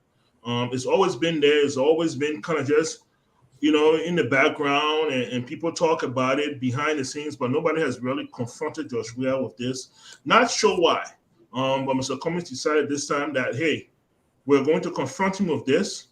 And, if he tries us, we'll provide our source. And then then it will shift to him. So if he wants to play hardball, we will play hardball. We are prepared. Mr. Krumah, we all live in Liberia, and we were going back and forth on the list talking about when these things were going on. Yeah. Where do you think this is coming from? Have you heard this before, besides coming from Yeke Koluba and now Mr. Cummings? So I've heard it before, to be very honest. I've heard snippets of people making such allegations. To be honest with you, very honest, I don't believe it. Generally, I've seen President Weah as a very kind man who's afraid of trouble. That's the persona that I've seen, come across as a person. If it happens that he did it, I don't have the evidence. I can't argue on it. But, it's a political, dog-eat-dog world, like Gaiman said. So sometimes people make these wild allegations, and sometimes they stick. I know there are people who made stupid allegations against Mr. Cummings, saying that he's a homosexual, and people actually do believe stupid stuff like that. So the reason why I always preach for our politics to be, clean and better politics is because of that. So imagine if somebody made such an argument, and a President Weah, or maybe a president or a former Vice President Joseph Boakai publicly said, no. This is not the kind of conversation we should be having in this country. We should talk about the issues that affect the country, and not somebody, sexual preference or their connection to, the Civil War. I don't have the evidence against President Weah, being involved in the crisis. I don't believe it. I honestly don't. Mr. Krumah, do you think is politically wise to come up with those kind of allegations without maybe providing some evidence? And also, has he opened himself to those kind of, in your world, stupid allegations if you're making such? If that kind of allegation came from a Yeke Koluba, yeah, it will pass. It will pass if people will not listen. But Mr. Cummings is coming across as an individual who wants to help to change the country, and so it is disappointing, to say the least, that he's going down in the gutter with the same people that wants to take him down in the gutter. I think he should rise above that. His politics should be much cleaner, and more of somebody who wants to talk more policy and more change. His attitude should speak that as well. Mr. Dr. Dekie, Yes, what do sir. you make of these allegations? Well, I think I addressed this on social media, and I wouldn't want to waste time with it. First of all, Mr. Cummings, he was providing an allegations, and he didn't provide any evidence. I don't think it was actually appropriate, because he kept saying, people say I heard this, those things are not mutable, especially for his level. But you see, this is what happened. When you come into the Liberian politics and people see you like Jesus Christ, and while other people seeing some people now, and then when those guys, when you start forming marriages with the kind of different people in our society, then it gets so difficult. So, and when you look at what Mr. Cummings is claiming, it's $150,000 to model. And he talked about 20,000 United States dollar, $25,000, to law rebel. I mean, and he said somebody said it. So almost like what happened about the book, So I don't waste too much time on this. I don't even expect the president to respond. Even if it was me, I wouldn't respond to this kind of allegation because it's it have no I mean it doesn't, it's not relevant. What I expected of Mr. Cummings at this moment to sell his party, going out there and getting more people, say things that are tangible so that the Liberian people will vote for him. So when this kind of thing happening now, it's a trouble because I have seen some elections in the past. When people start coming this low, then it means they come and fail again. And Mr. Cummings won't win this election 2023. You see, because he's coming from a different front that people already started misjudging him and wouldn't want to trust him with state power. So I don't know how you're going to get out of this one. I don't know how Mr. Cummings going to really get out of this one. It's a serious allegation that he has levied, and it's incumbent upon him to provide evidence. We will request those evidences when the time comes, and for sure we will. The voters, they will want to see something, and Mr. Cummings should be prepared, to provide those evidence when they are requested. Mr. Gilman. Well, first of all, when somebody is drowning, that we usually say you grasp for anything. Mr. Cummings, you will notice he doesn't come and say, "This is my plan for healthcare. This is my plan for education." None of that happens. He's going down this rabbit hole. Yesterday, there was a poll that was held at OKFM, and they took Dr. Joseph Boykai and Dr. Weah out of the deal, and they had Samuel Freeman, they had Gonglo, and they had Cummings. And in the midst of this sanction, you think that he had a momentum. And this was a big poll because usually they do 10, 15. Yesterday, they had almost 100 callers. The random call, they did this. And to our surprise, Samuel Freeman had 44 votes. Gonglo came in with, I think, 37, 33. And Cummings got 20. 20 votes. So when you look at what's going on here, we are not even talking about the heavyweights here. We talk about the flyweights. But Mr. Gilman, why it is true that there is no evidence yet to support that.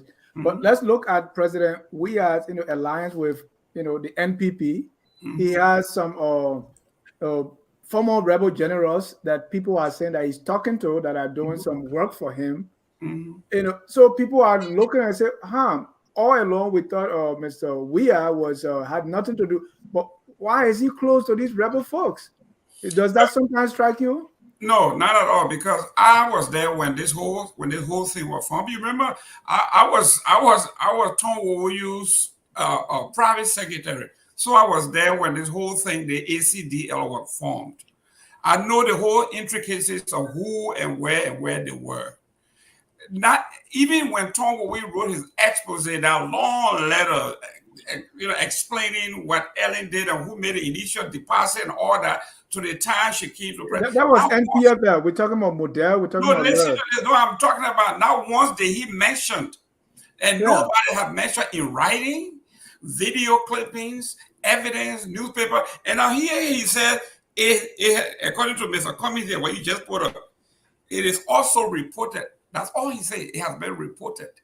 But no, he I cannot get that. take. There's no evidence. I'm just Yeah, saying. that's what I'm saying. So we don't. I mean, by us even talking about it, we're giving it some credence. I wouldn't even legitimize it by talking about it Don't because you think Mr. Weah should respond to this? no, not at all. No. Not at all. Why would in fact, was the first thing I did when I called Janja Babel. We were laughing about it.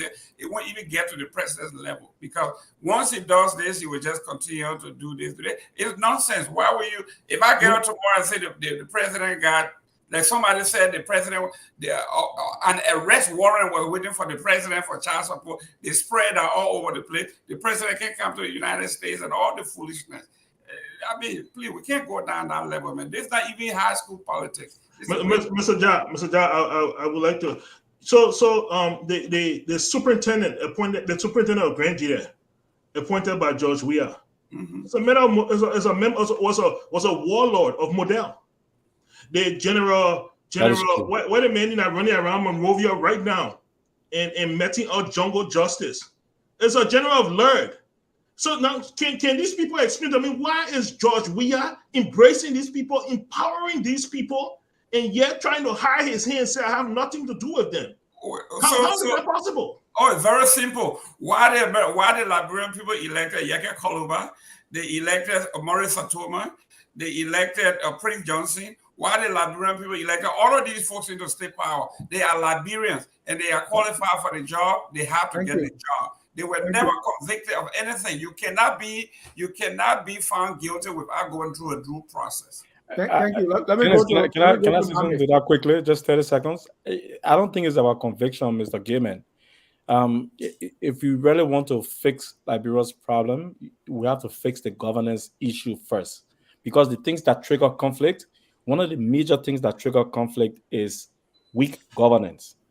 So if Weah has some sort of fear in him, just playing devil advocate here, to say, well, if we put this guy who is connected with the Civil War, we make him, superintendent of a county like Grenjide that has, some strong connection to the conflict, then maybe this will mean that we're pumping more anger and outrage into the citizenry. So maybe we should find somebody neutral to put in that place. You don't think so, Mr. Gaiman? Not at all. I don't think he's qualified, but you say he's qualified, so I would think that. Not at all, because all right. Let me get to Mame. He said not at all. He answered the question. Go ahead, Mr. Mame. Two things here. Where is Mr. Cummings getting this from?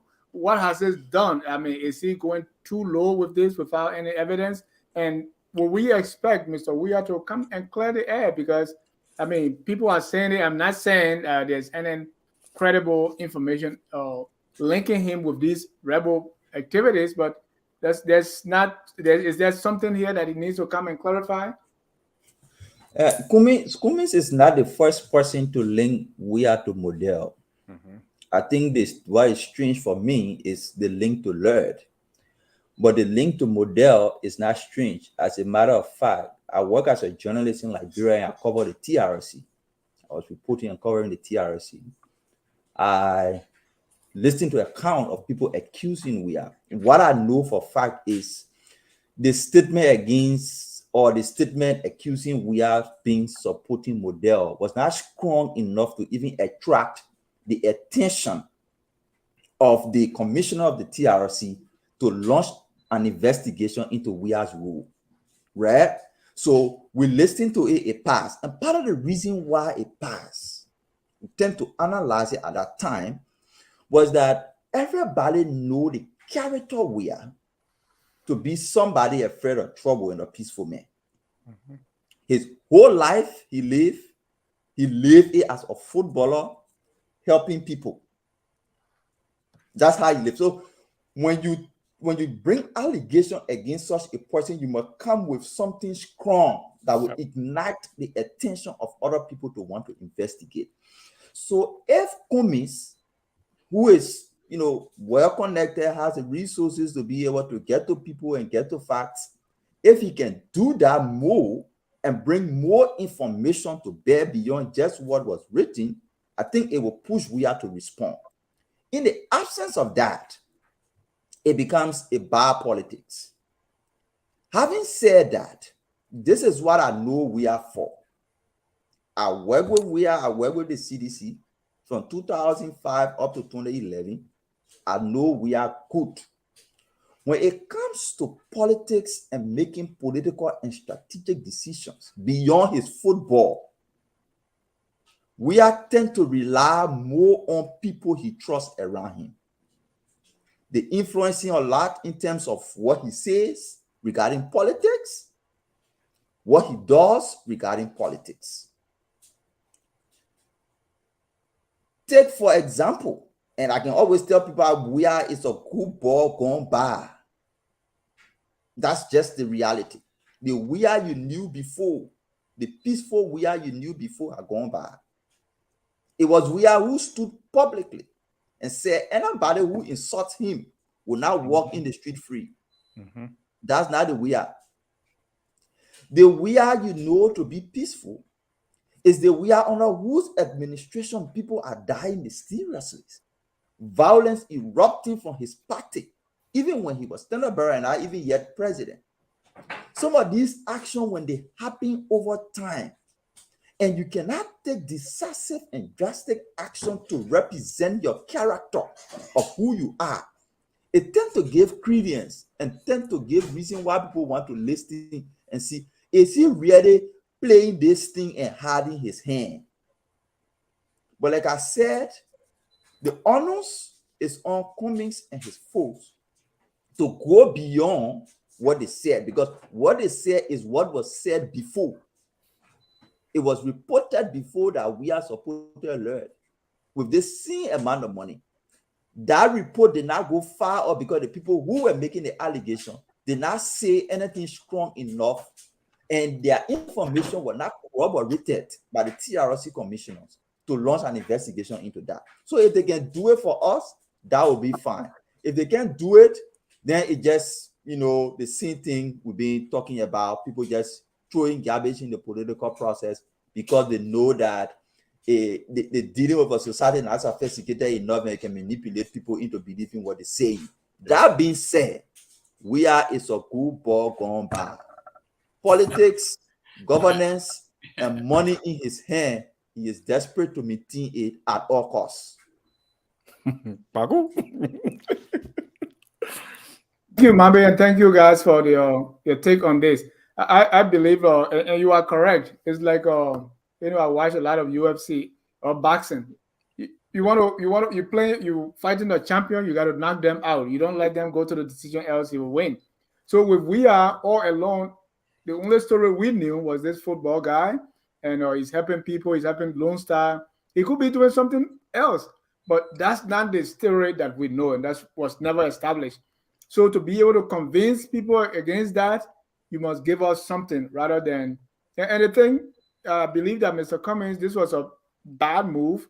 Was the Weah is trying to tie him with Yeke Koluba, saying, "Look at Yeke and look at you."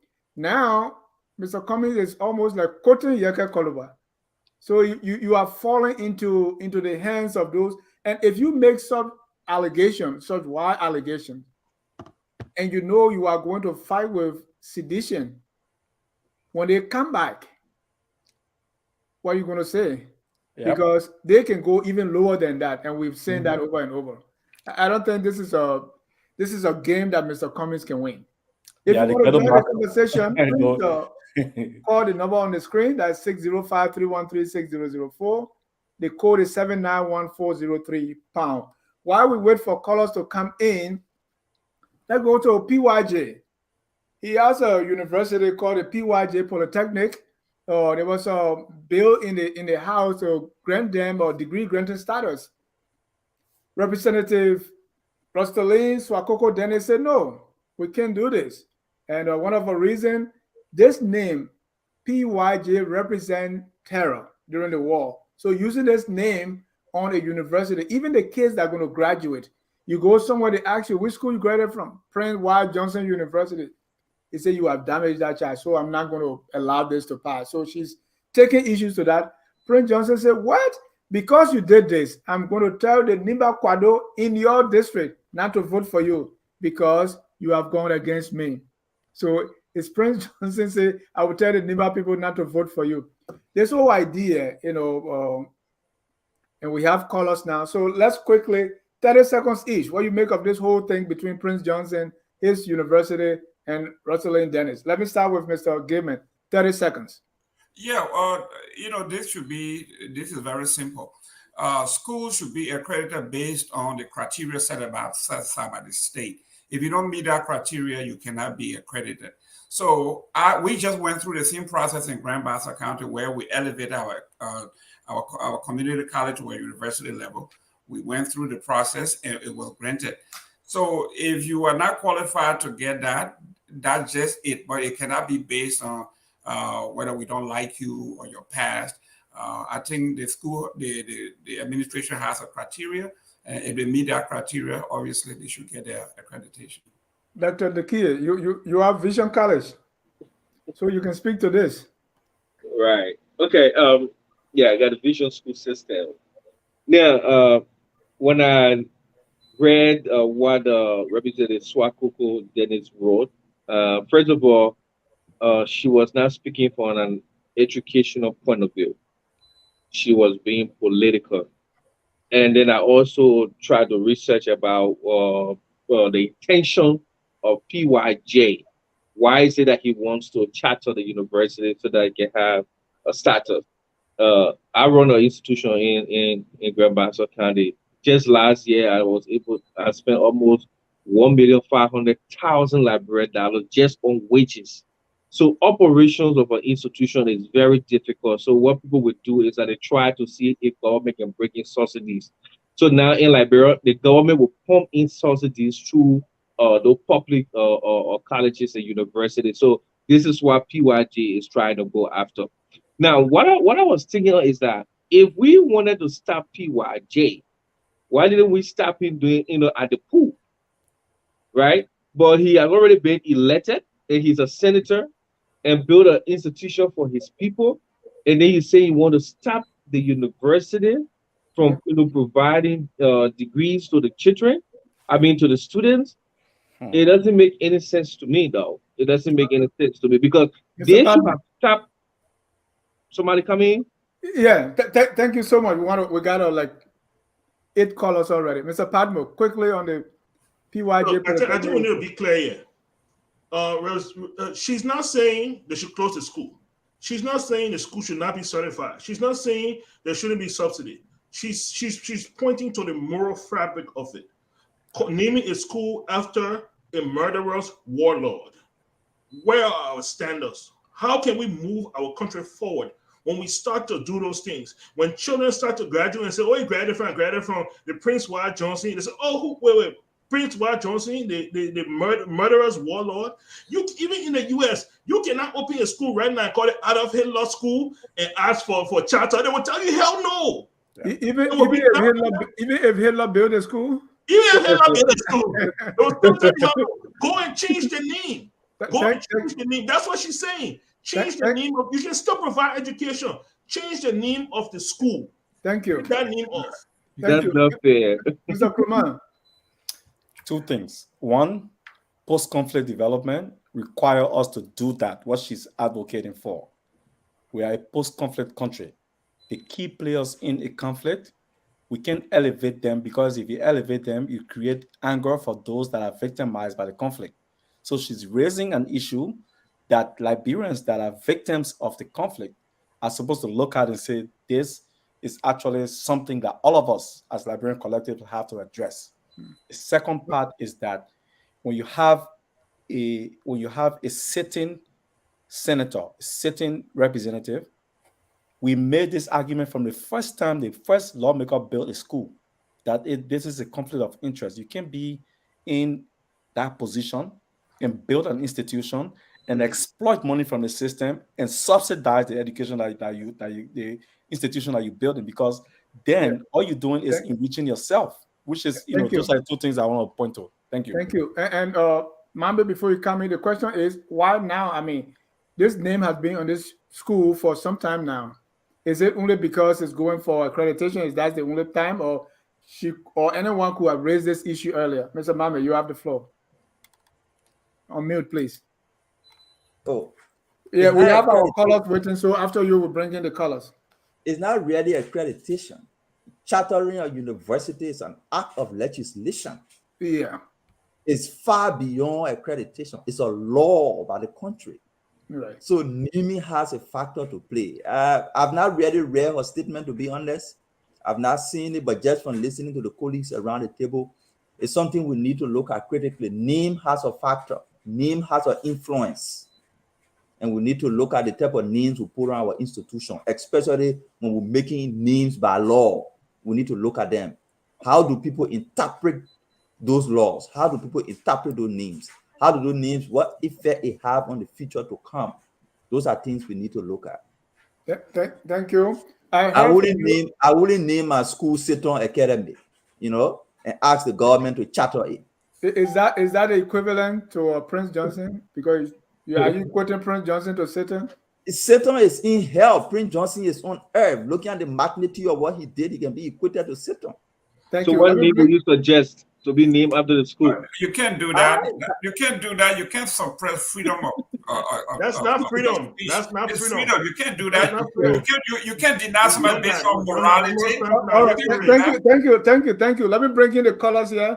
We have the longest caller yesterday here for 7 minutes. Evan, why are you complaining? It's just 7 minutes. All right, let's bring in our first caller here, Evan Morris. Go ahead, sir.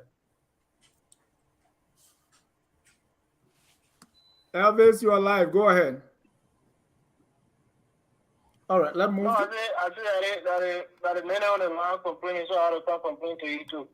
let me take you for the show tonight. But I just want to say this, to some of the panelists, I think you guys have done a good job tonight so far. But sometimes it's a job just to tell you this, on this platform, there's been too much criticism of the president. Too much. Like the other show, Mr. Anthony Hill, the other time, I had a call and I was too angry on that show. I want to apologize to the platform. But sometimes you can't keep poking and push the person into the corner where there's nowhere to turn. Too much criticism. But let me just get to Mr. Cummings. One of the things he said in your letter, Charles Taylor was removed unconstitutionally. Who removed him unconstitutionally? They did a process, they did a whole ceremony, you turn over to multiply. It was not unconstitutional. So that statement right there is a lie. And secondly, even if George Weah supported Motel, what's wrong with that?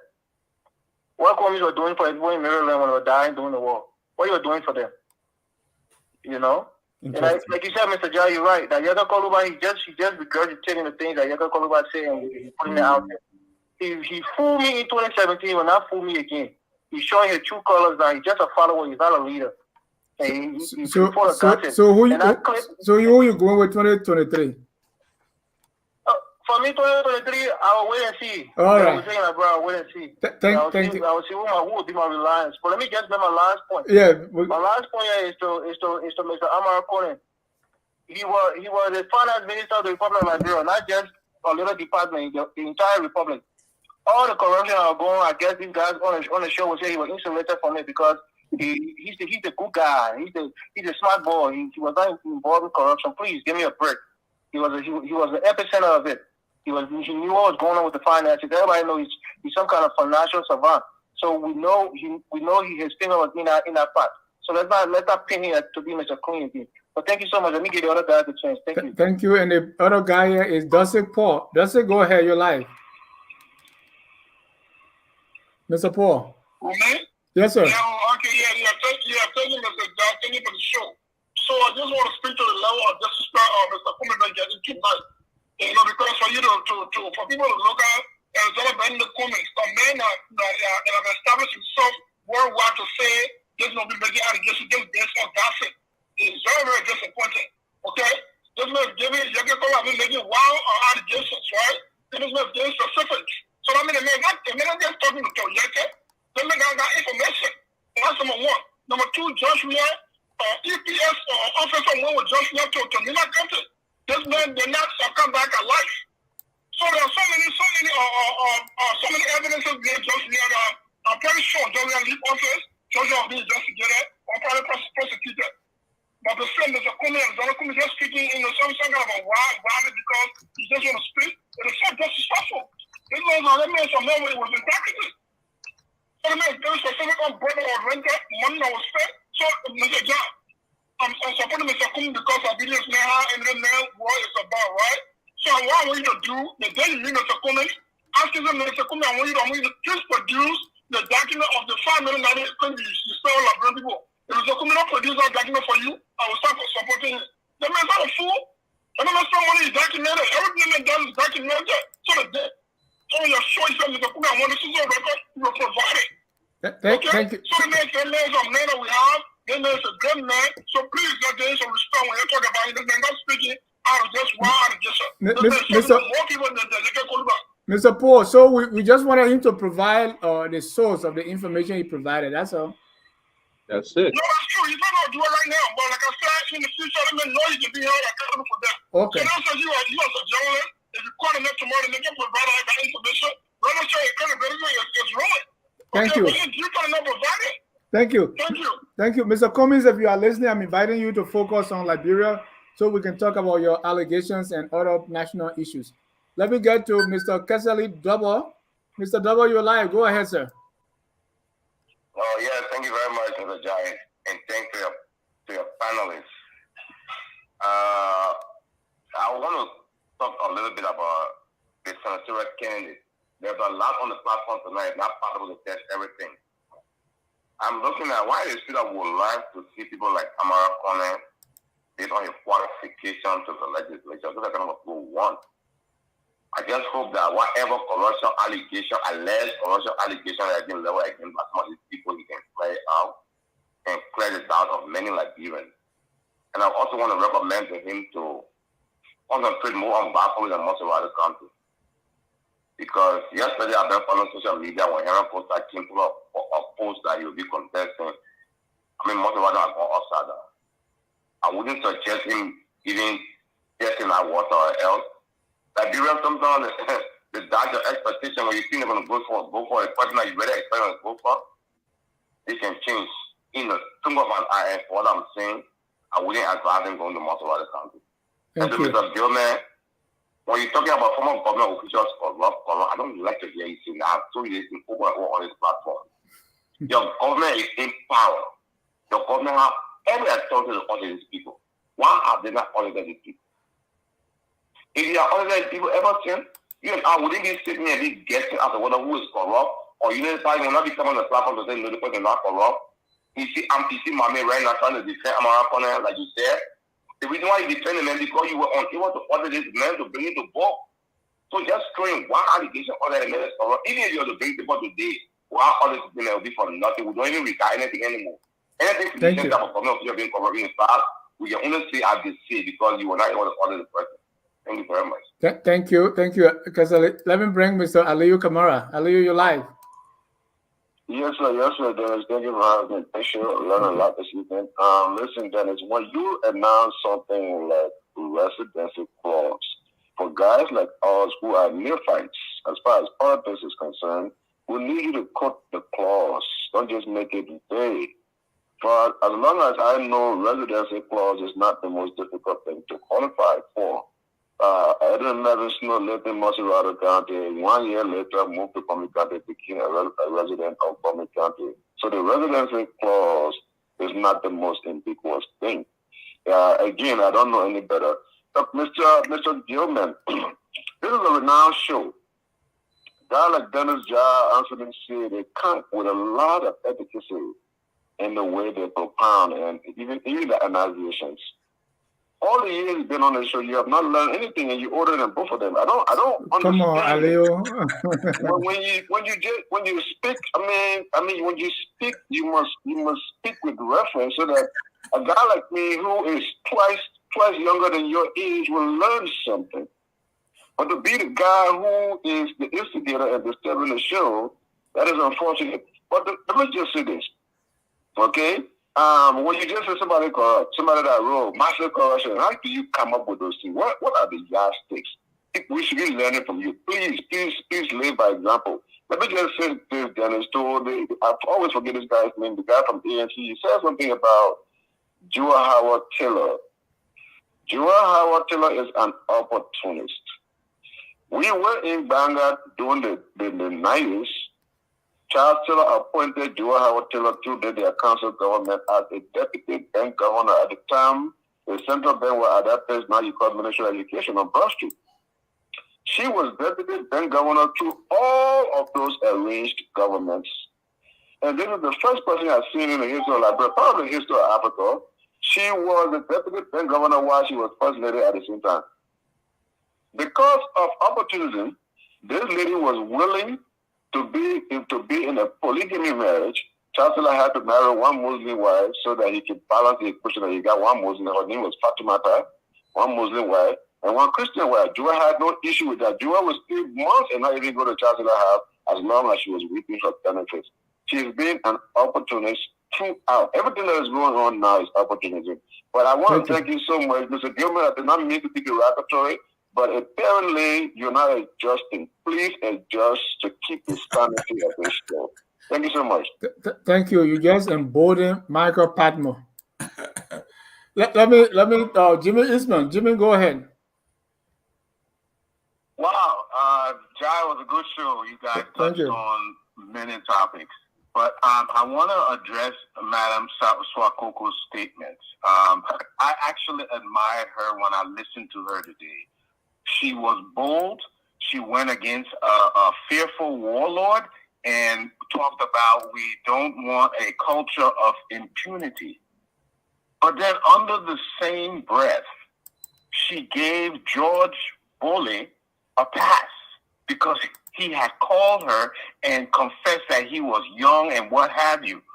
I think all the Liberian public is compromised because if we're going to say this is the law and this is how it should be, but when somebody we like or somebody who's our relative is accused of the same thing, if we give them a pass, we'll always have impunity. We have a compromised society. So this other thing that you were talking about, legislating, if we make it illegal for somebody under criminal investigation to run, that is only way we'll protect ourselves. Because if you leave it with the Liberian people, we are compromised. We will allow them because our family or our tribe or that somebody we know. We have to put the legal structure in to stop this impunity, the culture of impunity that we have cultured in Liberia. Thank you. Thank you, Jimmy. Let me get Jerry Collet. Go ahead, Jerry. Thanks, Dennis, and thanks to your panelists. It's a very informative show tonight. Thank you. I just want to respond quickly to the fellow who was just speaking, Jimmy, with regards to Swakoko Dennis. I think Swakoko Dennis was very objective when it came to the issue of Prince Johnson. I don't think she gave George Bulley a pass. What she said was, at least George Bulley called her, admitted that, oh yes, my daughter, yes, we did some of these things, but it was because of X, Y, Z that we did these things. All right? She did not give Bulley a pass. But when it comes to Prince Johnson, we all know, as she stated, Prince Johnson does not admit, he does not feel sorry for anything that he did in the Liberian conflict. When it comes to the murdering or the genocide he committed, the slaughter he committed of our people. And so when it comes to the university piece of it, I strongly stand with Swakoko Dennis. You should not be naming a university after a warlord or a murderer. You should not be doing that. I just want to touch briefly on the issue of Mr. Amara Kwanem. You know, in Nigeria, we have all of these book people. Let me just wrap up quickly. We have all of these book people. They get all these big degrees. They hold all the big jobs. They travel abroad. But then, what else do they do? Well, in the Western world, you can become a consultant. You can become a professor at some of these universities. You can do other things internationally. You don't necessarily have to always run back to go looking for a senatorial job or representative job. So it brings me, it kind of makes me to question their credentials. So what's wrong now? With all the money Amara Kwanem made over the years with Ellie, Now, no money now. He's running back to become senator. You know, most of these guys.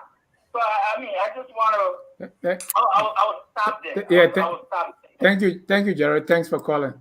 Let me get Cyrus Sine. Cyrus, go ahead. Let's take on 1 minute, please. A lot of callers. Cyrus, are you there? All right, we don't get. Oh, I'm here. I'm sorry, I'll mute it. Okay, Sorry. go ahead, Cyrus. Yeah, Dennis, thank you for your show, and I want to thank the panelists for their expose. I just before I begin, I want to differ with the caller who just left. There are Liberians who are serving other international institutions. But take, for example, if you see your country and there is lacking of some critical key areas, and you think that you can go in and help, that should not in any way be seen as a competence on the international level. That's the first thing I wanted to talk about. Now, the next thing I also want to talk about has to do with the issue of the allegations made by Cummings. While it is true that he stated figures, I think figures are not enough, and there should be a source.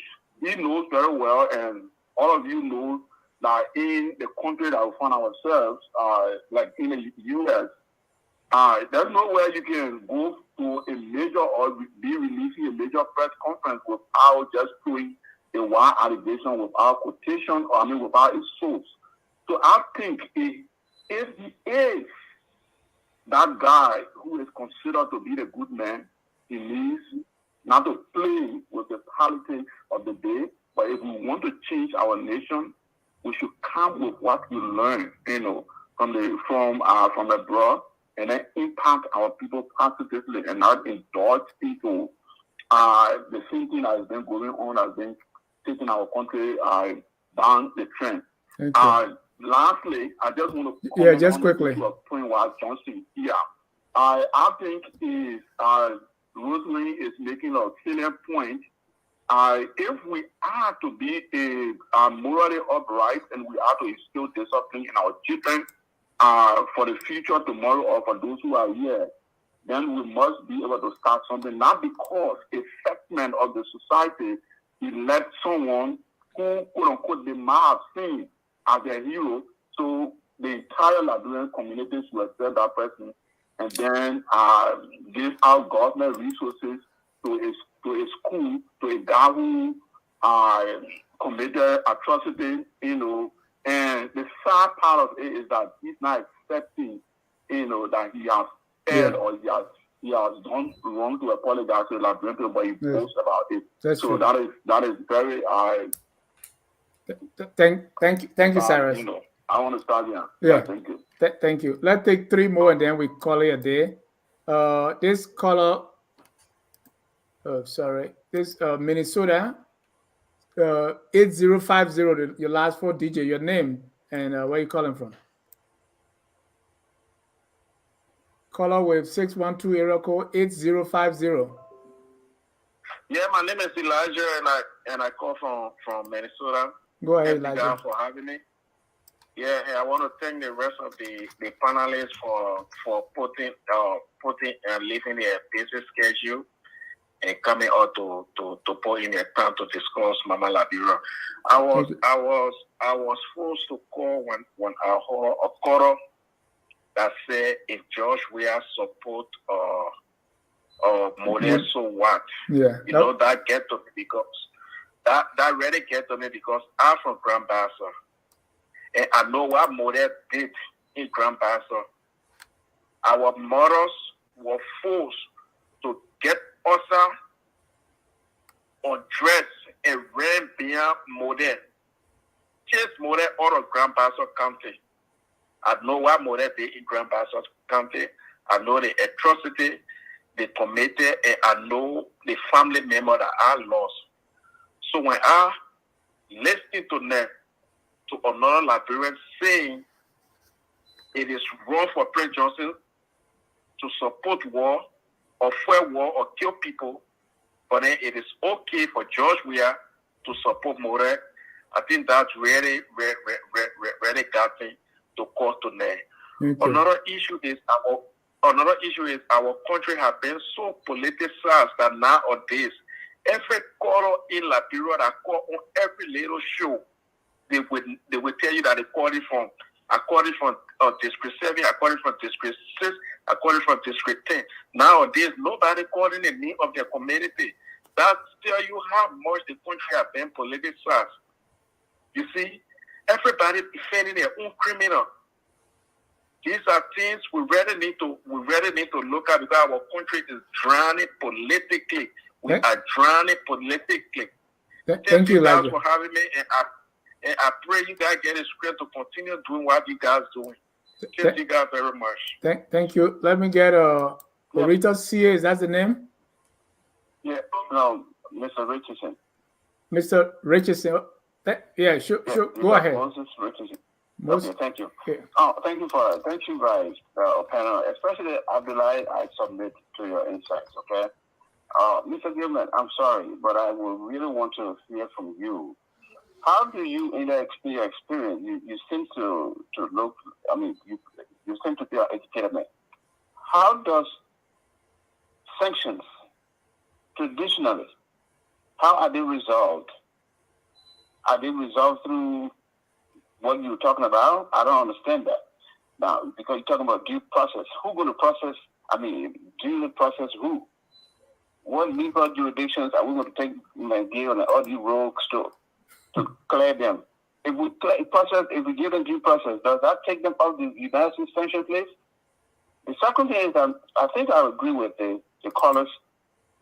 Madam Swakoko is on point. Look, folks, let me say this. We shot at each other for 4 years before Rwanda started her genocide. They got their act together. And we are still killing each other. Politically, socially, and even morally. Our whole society fabric is broken down.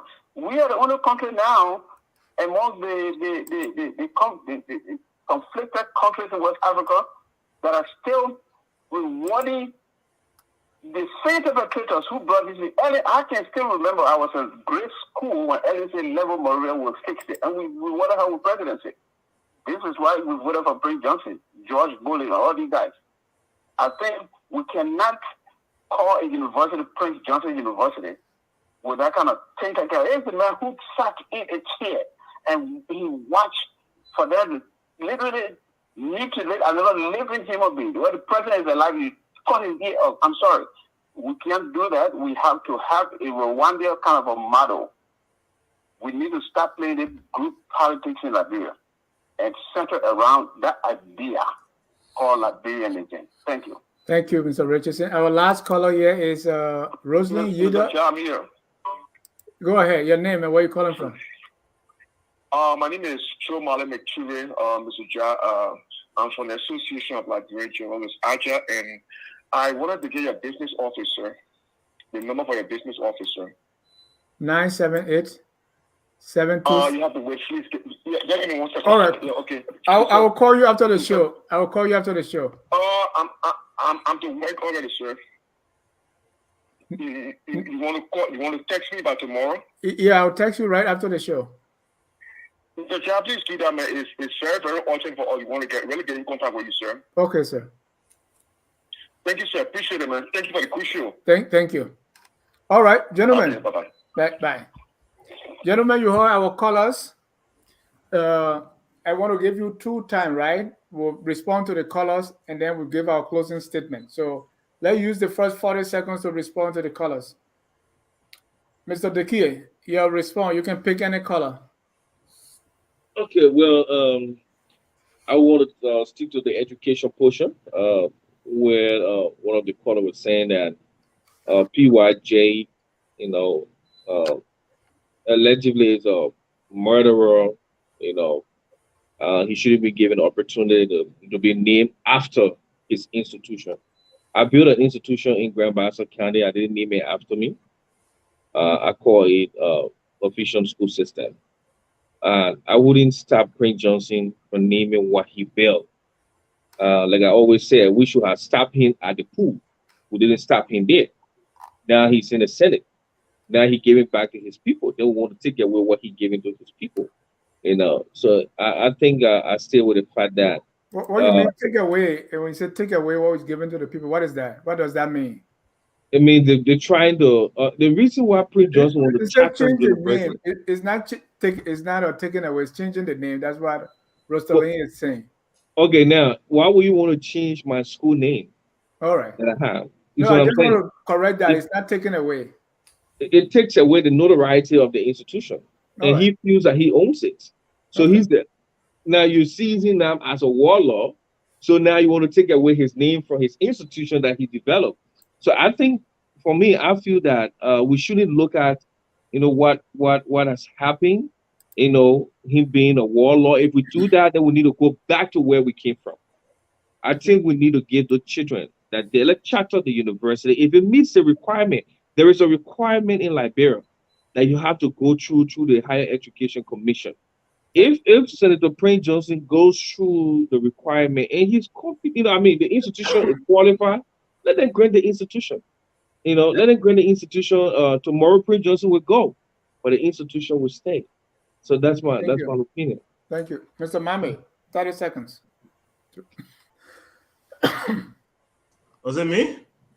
Yeah, go ahead. Respond to our callers. Okay, great. So I will touch base on the DAP first. Look, here's the thing. If Prince Johnson want to build university, he can build university. If Prince Johnson want to name it after whoever, he can name it after whoever. But when it comes to the taxpayers' money, when it comes to my money, I have a say. And my money, my taxpaying money should not go to a university named PYG. And that's where I come in as a taxpayer. Whatever else he wants to give to his people, that's up to him. If he can support his university by himself with his own money from his own pocket, or the people that support him in Lima County, if they want to come together and raise money and send their children to that school and support it, that's up to them. But when it comes to the legislature, our representatives, my tax dollars, is not going to happen like that. Somebody, one of the callers mentioned. Just stick with one. We need to. Okay, then I will stick with that one. Yeah. I will stick with that one. Mr. Mabe. Yeah, so I listened to a caller who said people educated, the experience, they can be consultant globally and they should just, forget about Liberia. That is the fundamental root cause of our problem. We create a society that drives away the qualified and competent people to go across the world and make impact, and leave the country with incompetent people who make decisions that continue to keep the country going down.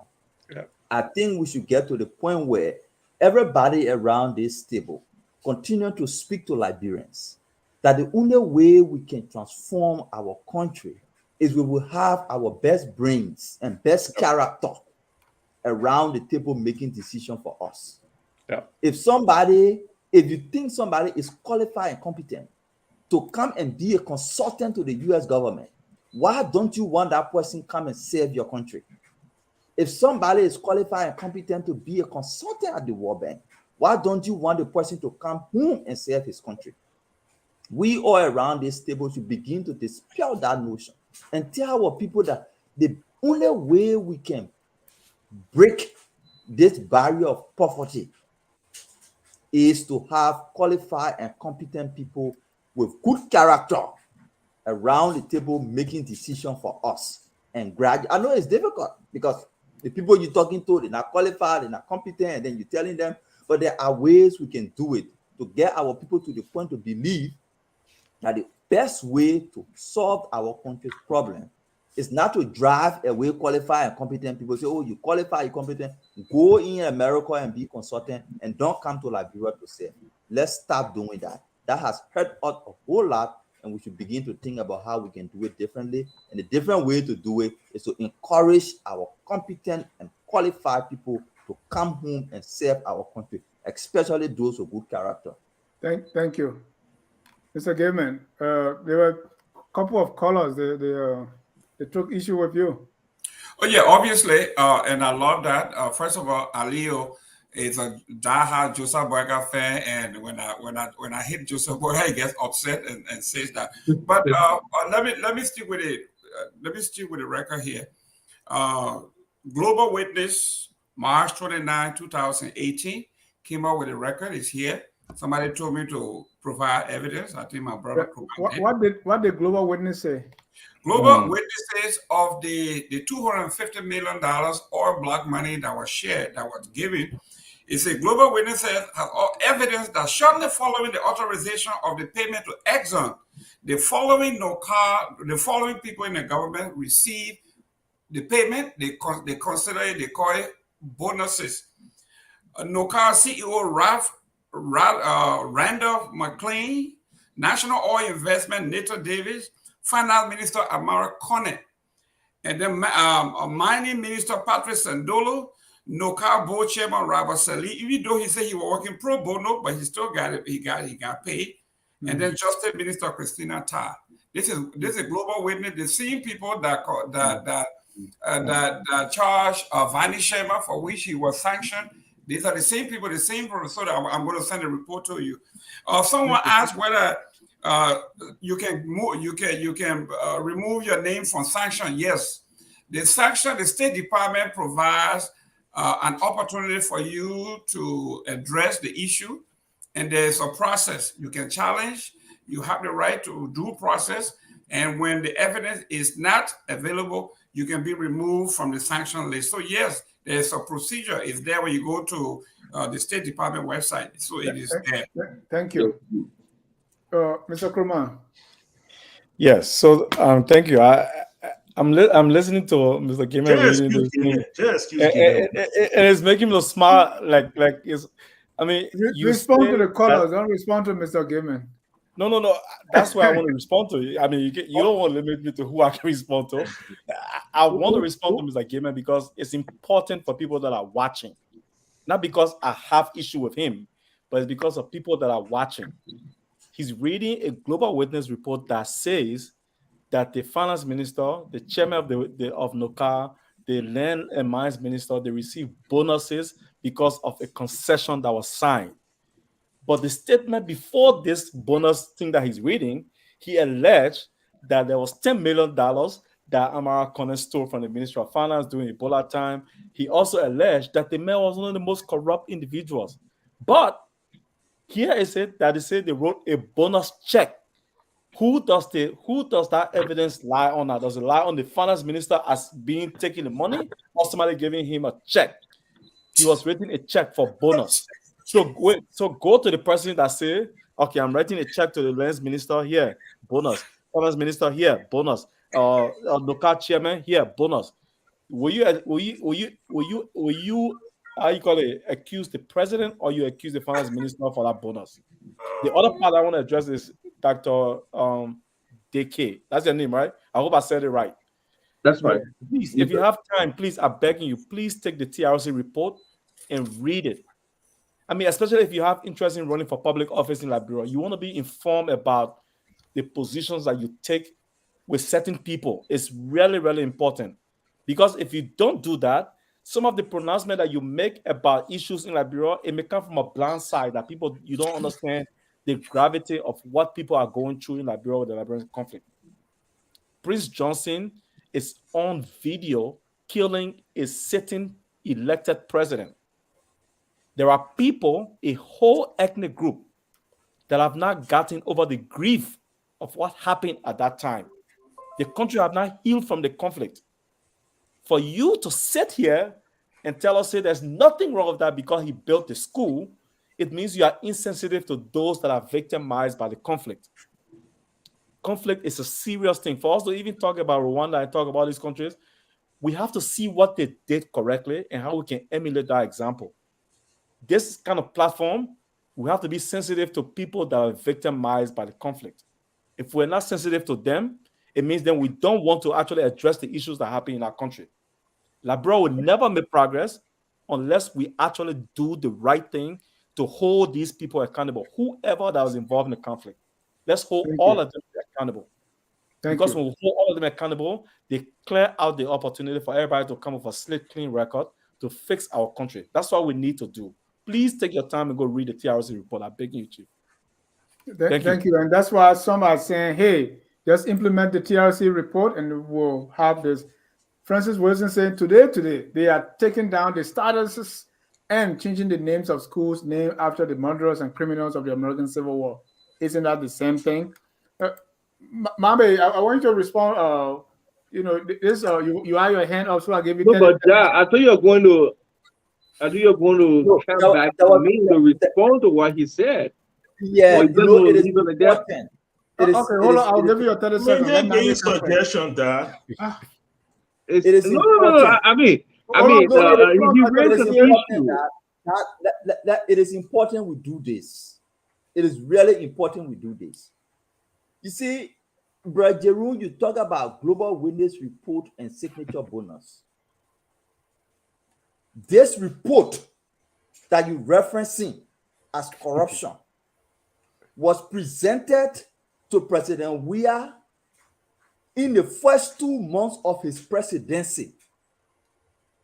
He constituted a committee, including the bishop from the Baptist Church, what his name, Gardner Johnson, and several other people to investigate this report you're referencing.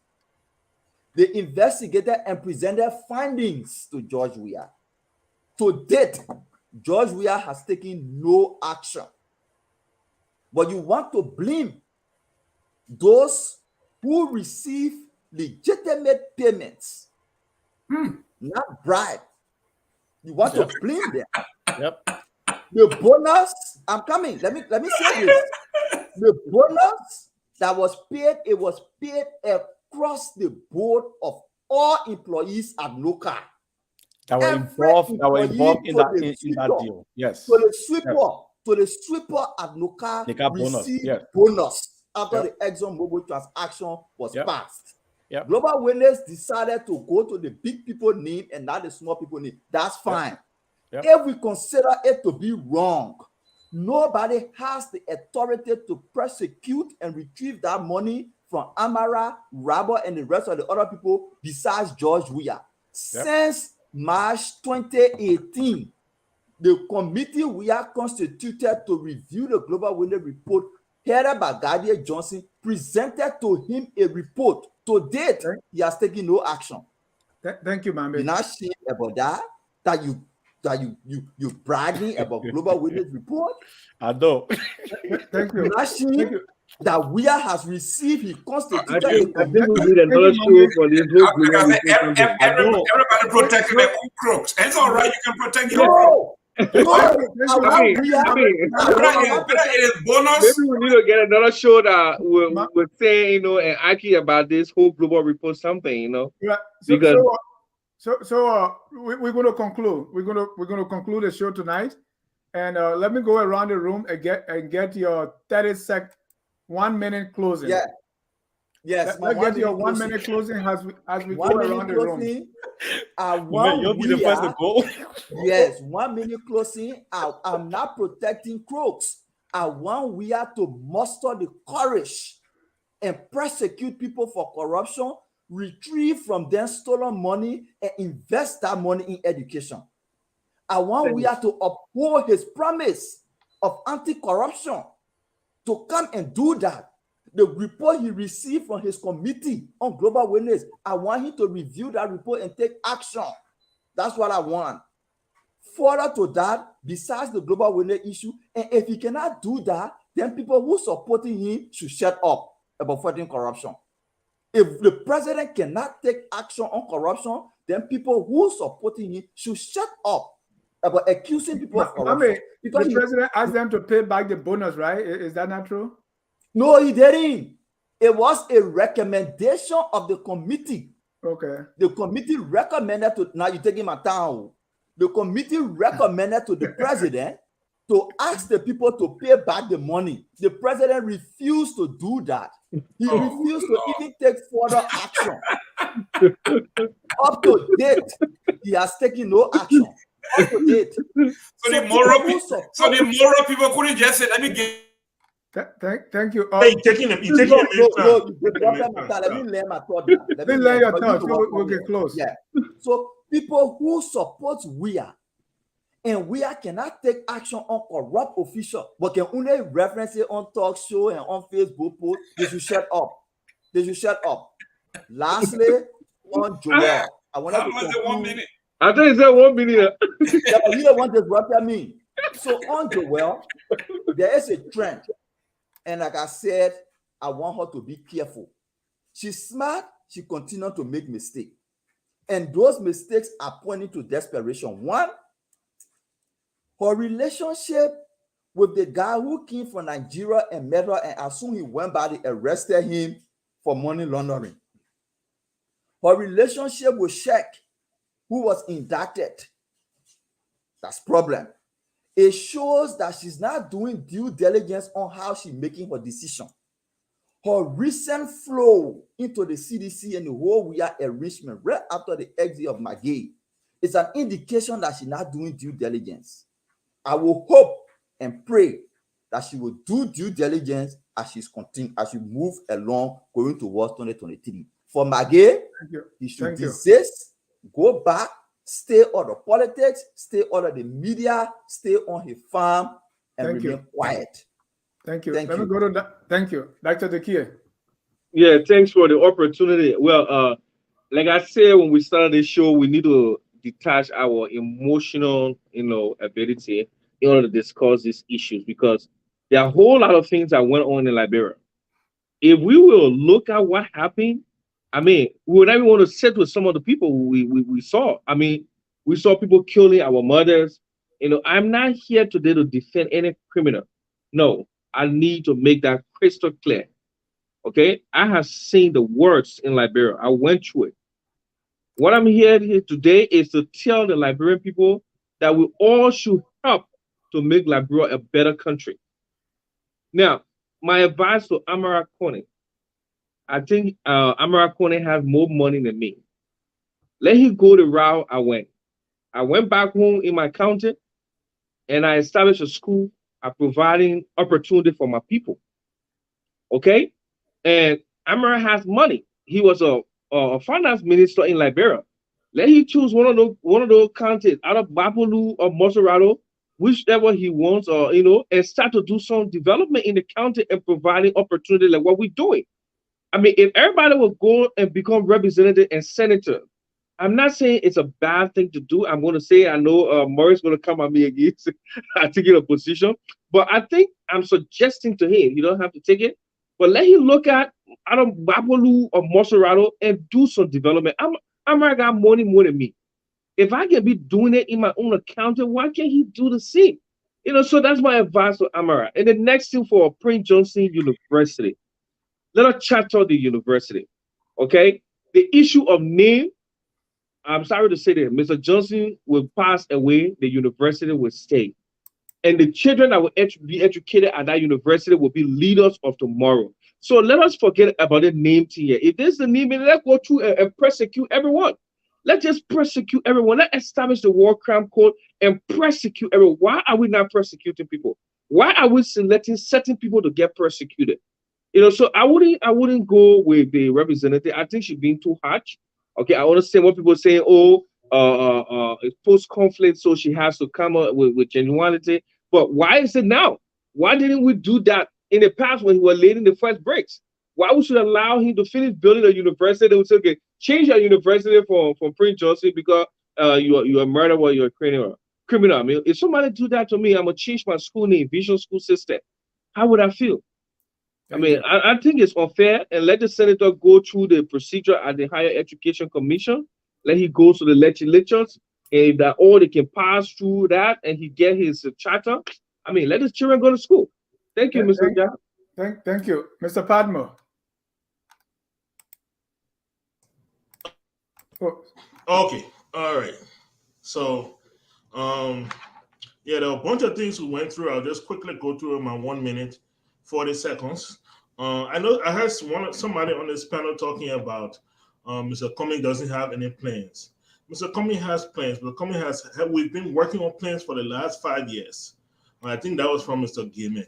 We are not prepared to disclose those plans right now. Once Mr. Cummings is made the standard bearer, we go to convention, he's made the standard bearer, then he will start to present those plans. So if that a plan that CDC waiting for them to start with the own thing, you will not get it. It won't happen, okay? And then they talk about OKFM polls. That's not a scientific poll. If you listen that day, you listen to OKFM, you get to call, and then you get those are not scientific polls. But most importantly, Liberia has a very great network of human resources outside of the country. Liberia is one of the only countries where there are more doctors outside of the country than in the country. There are more engineers outside of the country than in the country. We have to take advantage of such. If American feels he wants to come and contribute in the Senate, he should be allowed to. We need lawyers. We need financiers. We don't need educated people to come and make laws, because that's how we end up with laws that get everybody into the conundrum that we don't need to be in. Finally, concerning PYJ University. Okay, PYJ is a Liberian. Unfortunately, he has the right to build a university if he wants to. What PYJ does not have the right to is to taxpayers' money. If you want taxpayers' money, then you are going to have to adjust yourself to the demands of taxpayers. And if the taxpayers are demanding that we don't want that name, we don't want our taxpayers' dollars going to that name. If you are serious about educating the people of Nimba, the children of Nimba, then move the name. Educating the children of Nimba should be more important than your name. Trying to create some legacy of some sort. Yeah, and so based on that, this lady has just started. I can already say there will be a thunderous roar of thing against Prince Johnson because of this. And we know CDC will side on the side of Prince Johnson because they're thinking, oh, we won't do that one. Then Prince Johnson will get a Nimba next year so we can get second term. We're not going to play politics with the lives and the education of our children. We're not going to do it. Thank you, Mr. Badmo. He keep Nimba. Thank you. Thank you. Mr. Gaiman.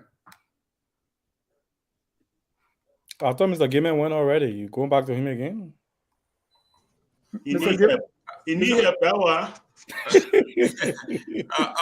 Gaiman doesn't have a 1 minute already to close. He doesn't have a closing. Why you guys are so afraid of me? It's all right. let me real quick on the Prince Johnson. Prince Johnson is going to get his charter because he's going through the process, and I think he has the vote to get his charter. Let me give you some historical text here. Harvard University, Brown, Princeton, Carnegie Mellon. These are top universities here that were found to have used slave money, slave labor, slavery, some of the worst human conditions in the world. And these people are chartered. They've been sponsored by the government. They're making money because they went through the process. Prince Johnson is going to do the same thing and go through the process. Somebody keep talking about Paul Kagame. Paul Kagame should be the worst of the worst that anybody mentioned here. This man was a warlord. He murdered millions of people. He is now there is no freedom of anything in Rwanda. So nobody should even mention about him. Now, when we're talking about Mr. Krumah was talking about the TRC report. Mr. Krumah and Mr. Abdullah talking about the TRC report. He listened to it, but he never quoted one name to say, okay, Prince Johnson testified. This is why they say he heard somebody in there listen to the TRC report. So we can't do that. Krumah was in government. He admitted that he worked for the Ellen government. Yep. He admitted that the government was corrupt. He never said anything. He enjoyed the largesse. The caviar, he was drinking the champagne, he was drinking the Dom Perignon. Now that he out of government, all of a sudden now he become an advocate just like everybody else. Mr. Krumah, man, y'all take Liberian people serious. Thank you very much. Thank you. Mr. Krumah, you got the last word. I'm glad that I have the last word, at least so I can I can speak to some of the issues that have been. You got only 1 minute. You got only 1 minute. So Dennis, first, let me just first of all say thank you to you for the opportunity. It's always, really amazing to have the platform to talk about these things with some of our, our colleagues, Mr. Gaiman. I told you the other day on the phone, we had a conversation. I think, he's an incredible guy. But I mean, on the issue about my work with government, I'll leave that one there. That one, history is behind us. I'm not going to try to explain anything. That's fine. If the allegation is there, then so be it. But the point I want to make here is that there is study science that is behind post-conflict development. People actually go to school and learn these things to apply them. There is always things that trigger conflict, that the possibility that any country that experiences conflict, there's a likelihood that country will revert back to conflict if they don't address the fundamental issues that led them to the conflict in the first place. If you read the history about why we went to war, there are several things that pop up: marginalization, economic, political marginalization, ethnic, division, and all those things led up to the Liberian conflict. Today, some of those things are still visible in our eyes. We can see them right in the Liberian society. We see it on social media. We see it in our givings. When I hear Mr. Gaiman talk about universities in America and how they connected to slavery and all that stuff, it breaks my heart, because you see that even with that, the example you just gave, the system here is still fighting to fix that. Just recently, you saw the Black Lives Matter movement. It brought so many statues down. It broke so many of the historical artifacts this country had. It brought them down just because of people movement. People of different races and different colors standing with Black people and saying, we are standing with you, even though I'm not a Black man, but I'm standing with you because I understand what you're going through. 20 seconds. And here we are, Mr. Gaiman. We are living in this modern democracy, but somehow you cannot see beyond the fact that there were Liberians that were victimized by someone who killed a sitting president on TV live. And this person is sitting in the corridors of power, and they want to use that power to still exploit the system. And you are okay with that, Mr. Gaiman. But the young man in Nima County or in Bapulu or in Maryland County doesn't have the chair to sit in the classroom. But Mr. Johnson, who exploited the system for all these years, has all this wealth, and he's building that wealth to multiply. And you still think it's okay. How can we be sitting here and still having this conversation about the Liberian Civil War the way we're having it? I mean, I'm sorry to say, but this is troubling to me, because I would think that the diaspora folks, all of us should be on the same side when it comes to the Liberian Civil War, because we have better thinking about the country. There are so many evidence that we can point to about conflict. Let's have a whole conversation on this thing, Dennis. Please, let's have a whole. Let's do that. This was just a review, and thank you, gentlemen. Thank you, gentlemen, have another show on this one. For your time. We're going to continue this conversation. I want to thank our viewers, those who called, those who commented. Sorry we couldn't go through that. But keep your dial set here and focus on Liberia, where we educate, we elevate, and promote all things Liberia. Until then, we close with our song that says, whether you support the Prince Johnson University or you support the candidacy of Mr. Amara Kone, or my best friend, or Thomas Farah, or Joseph, we are all Liberians. All right? And that's why we sing the song, We Are All Liberians. All the bad people are your friend. Good night, and God bless you guys. But I'll still be. We are Liberians. Liberia is our home. Liberian people.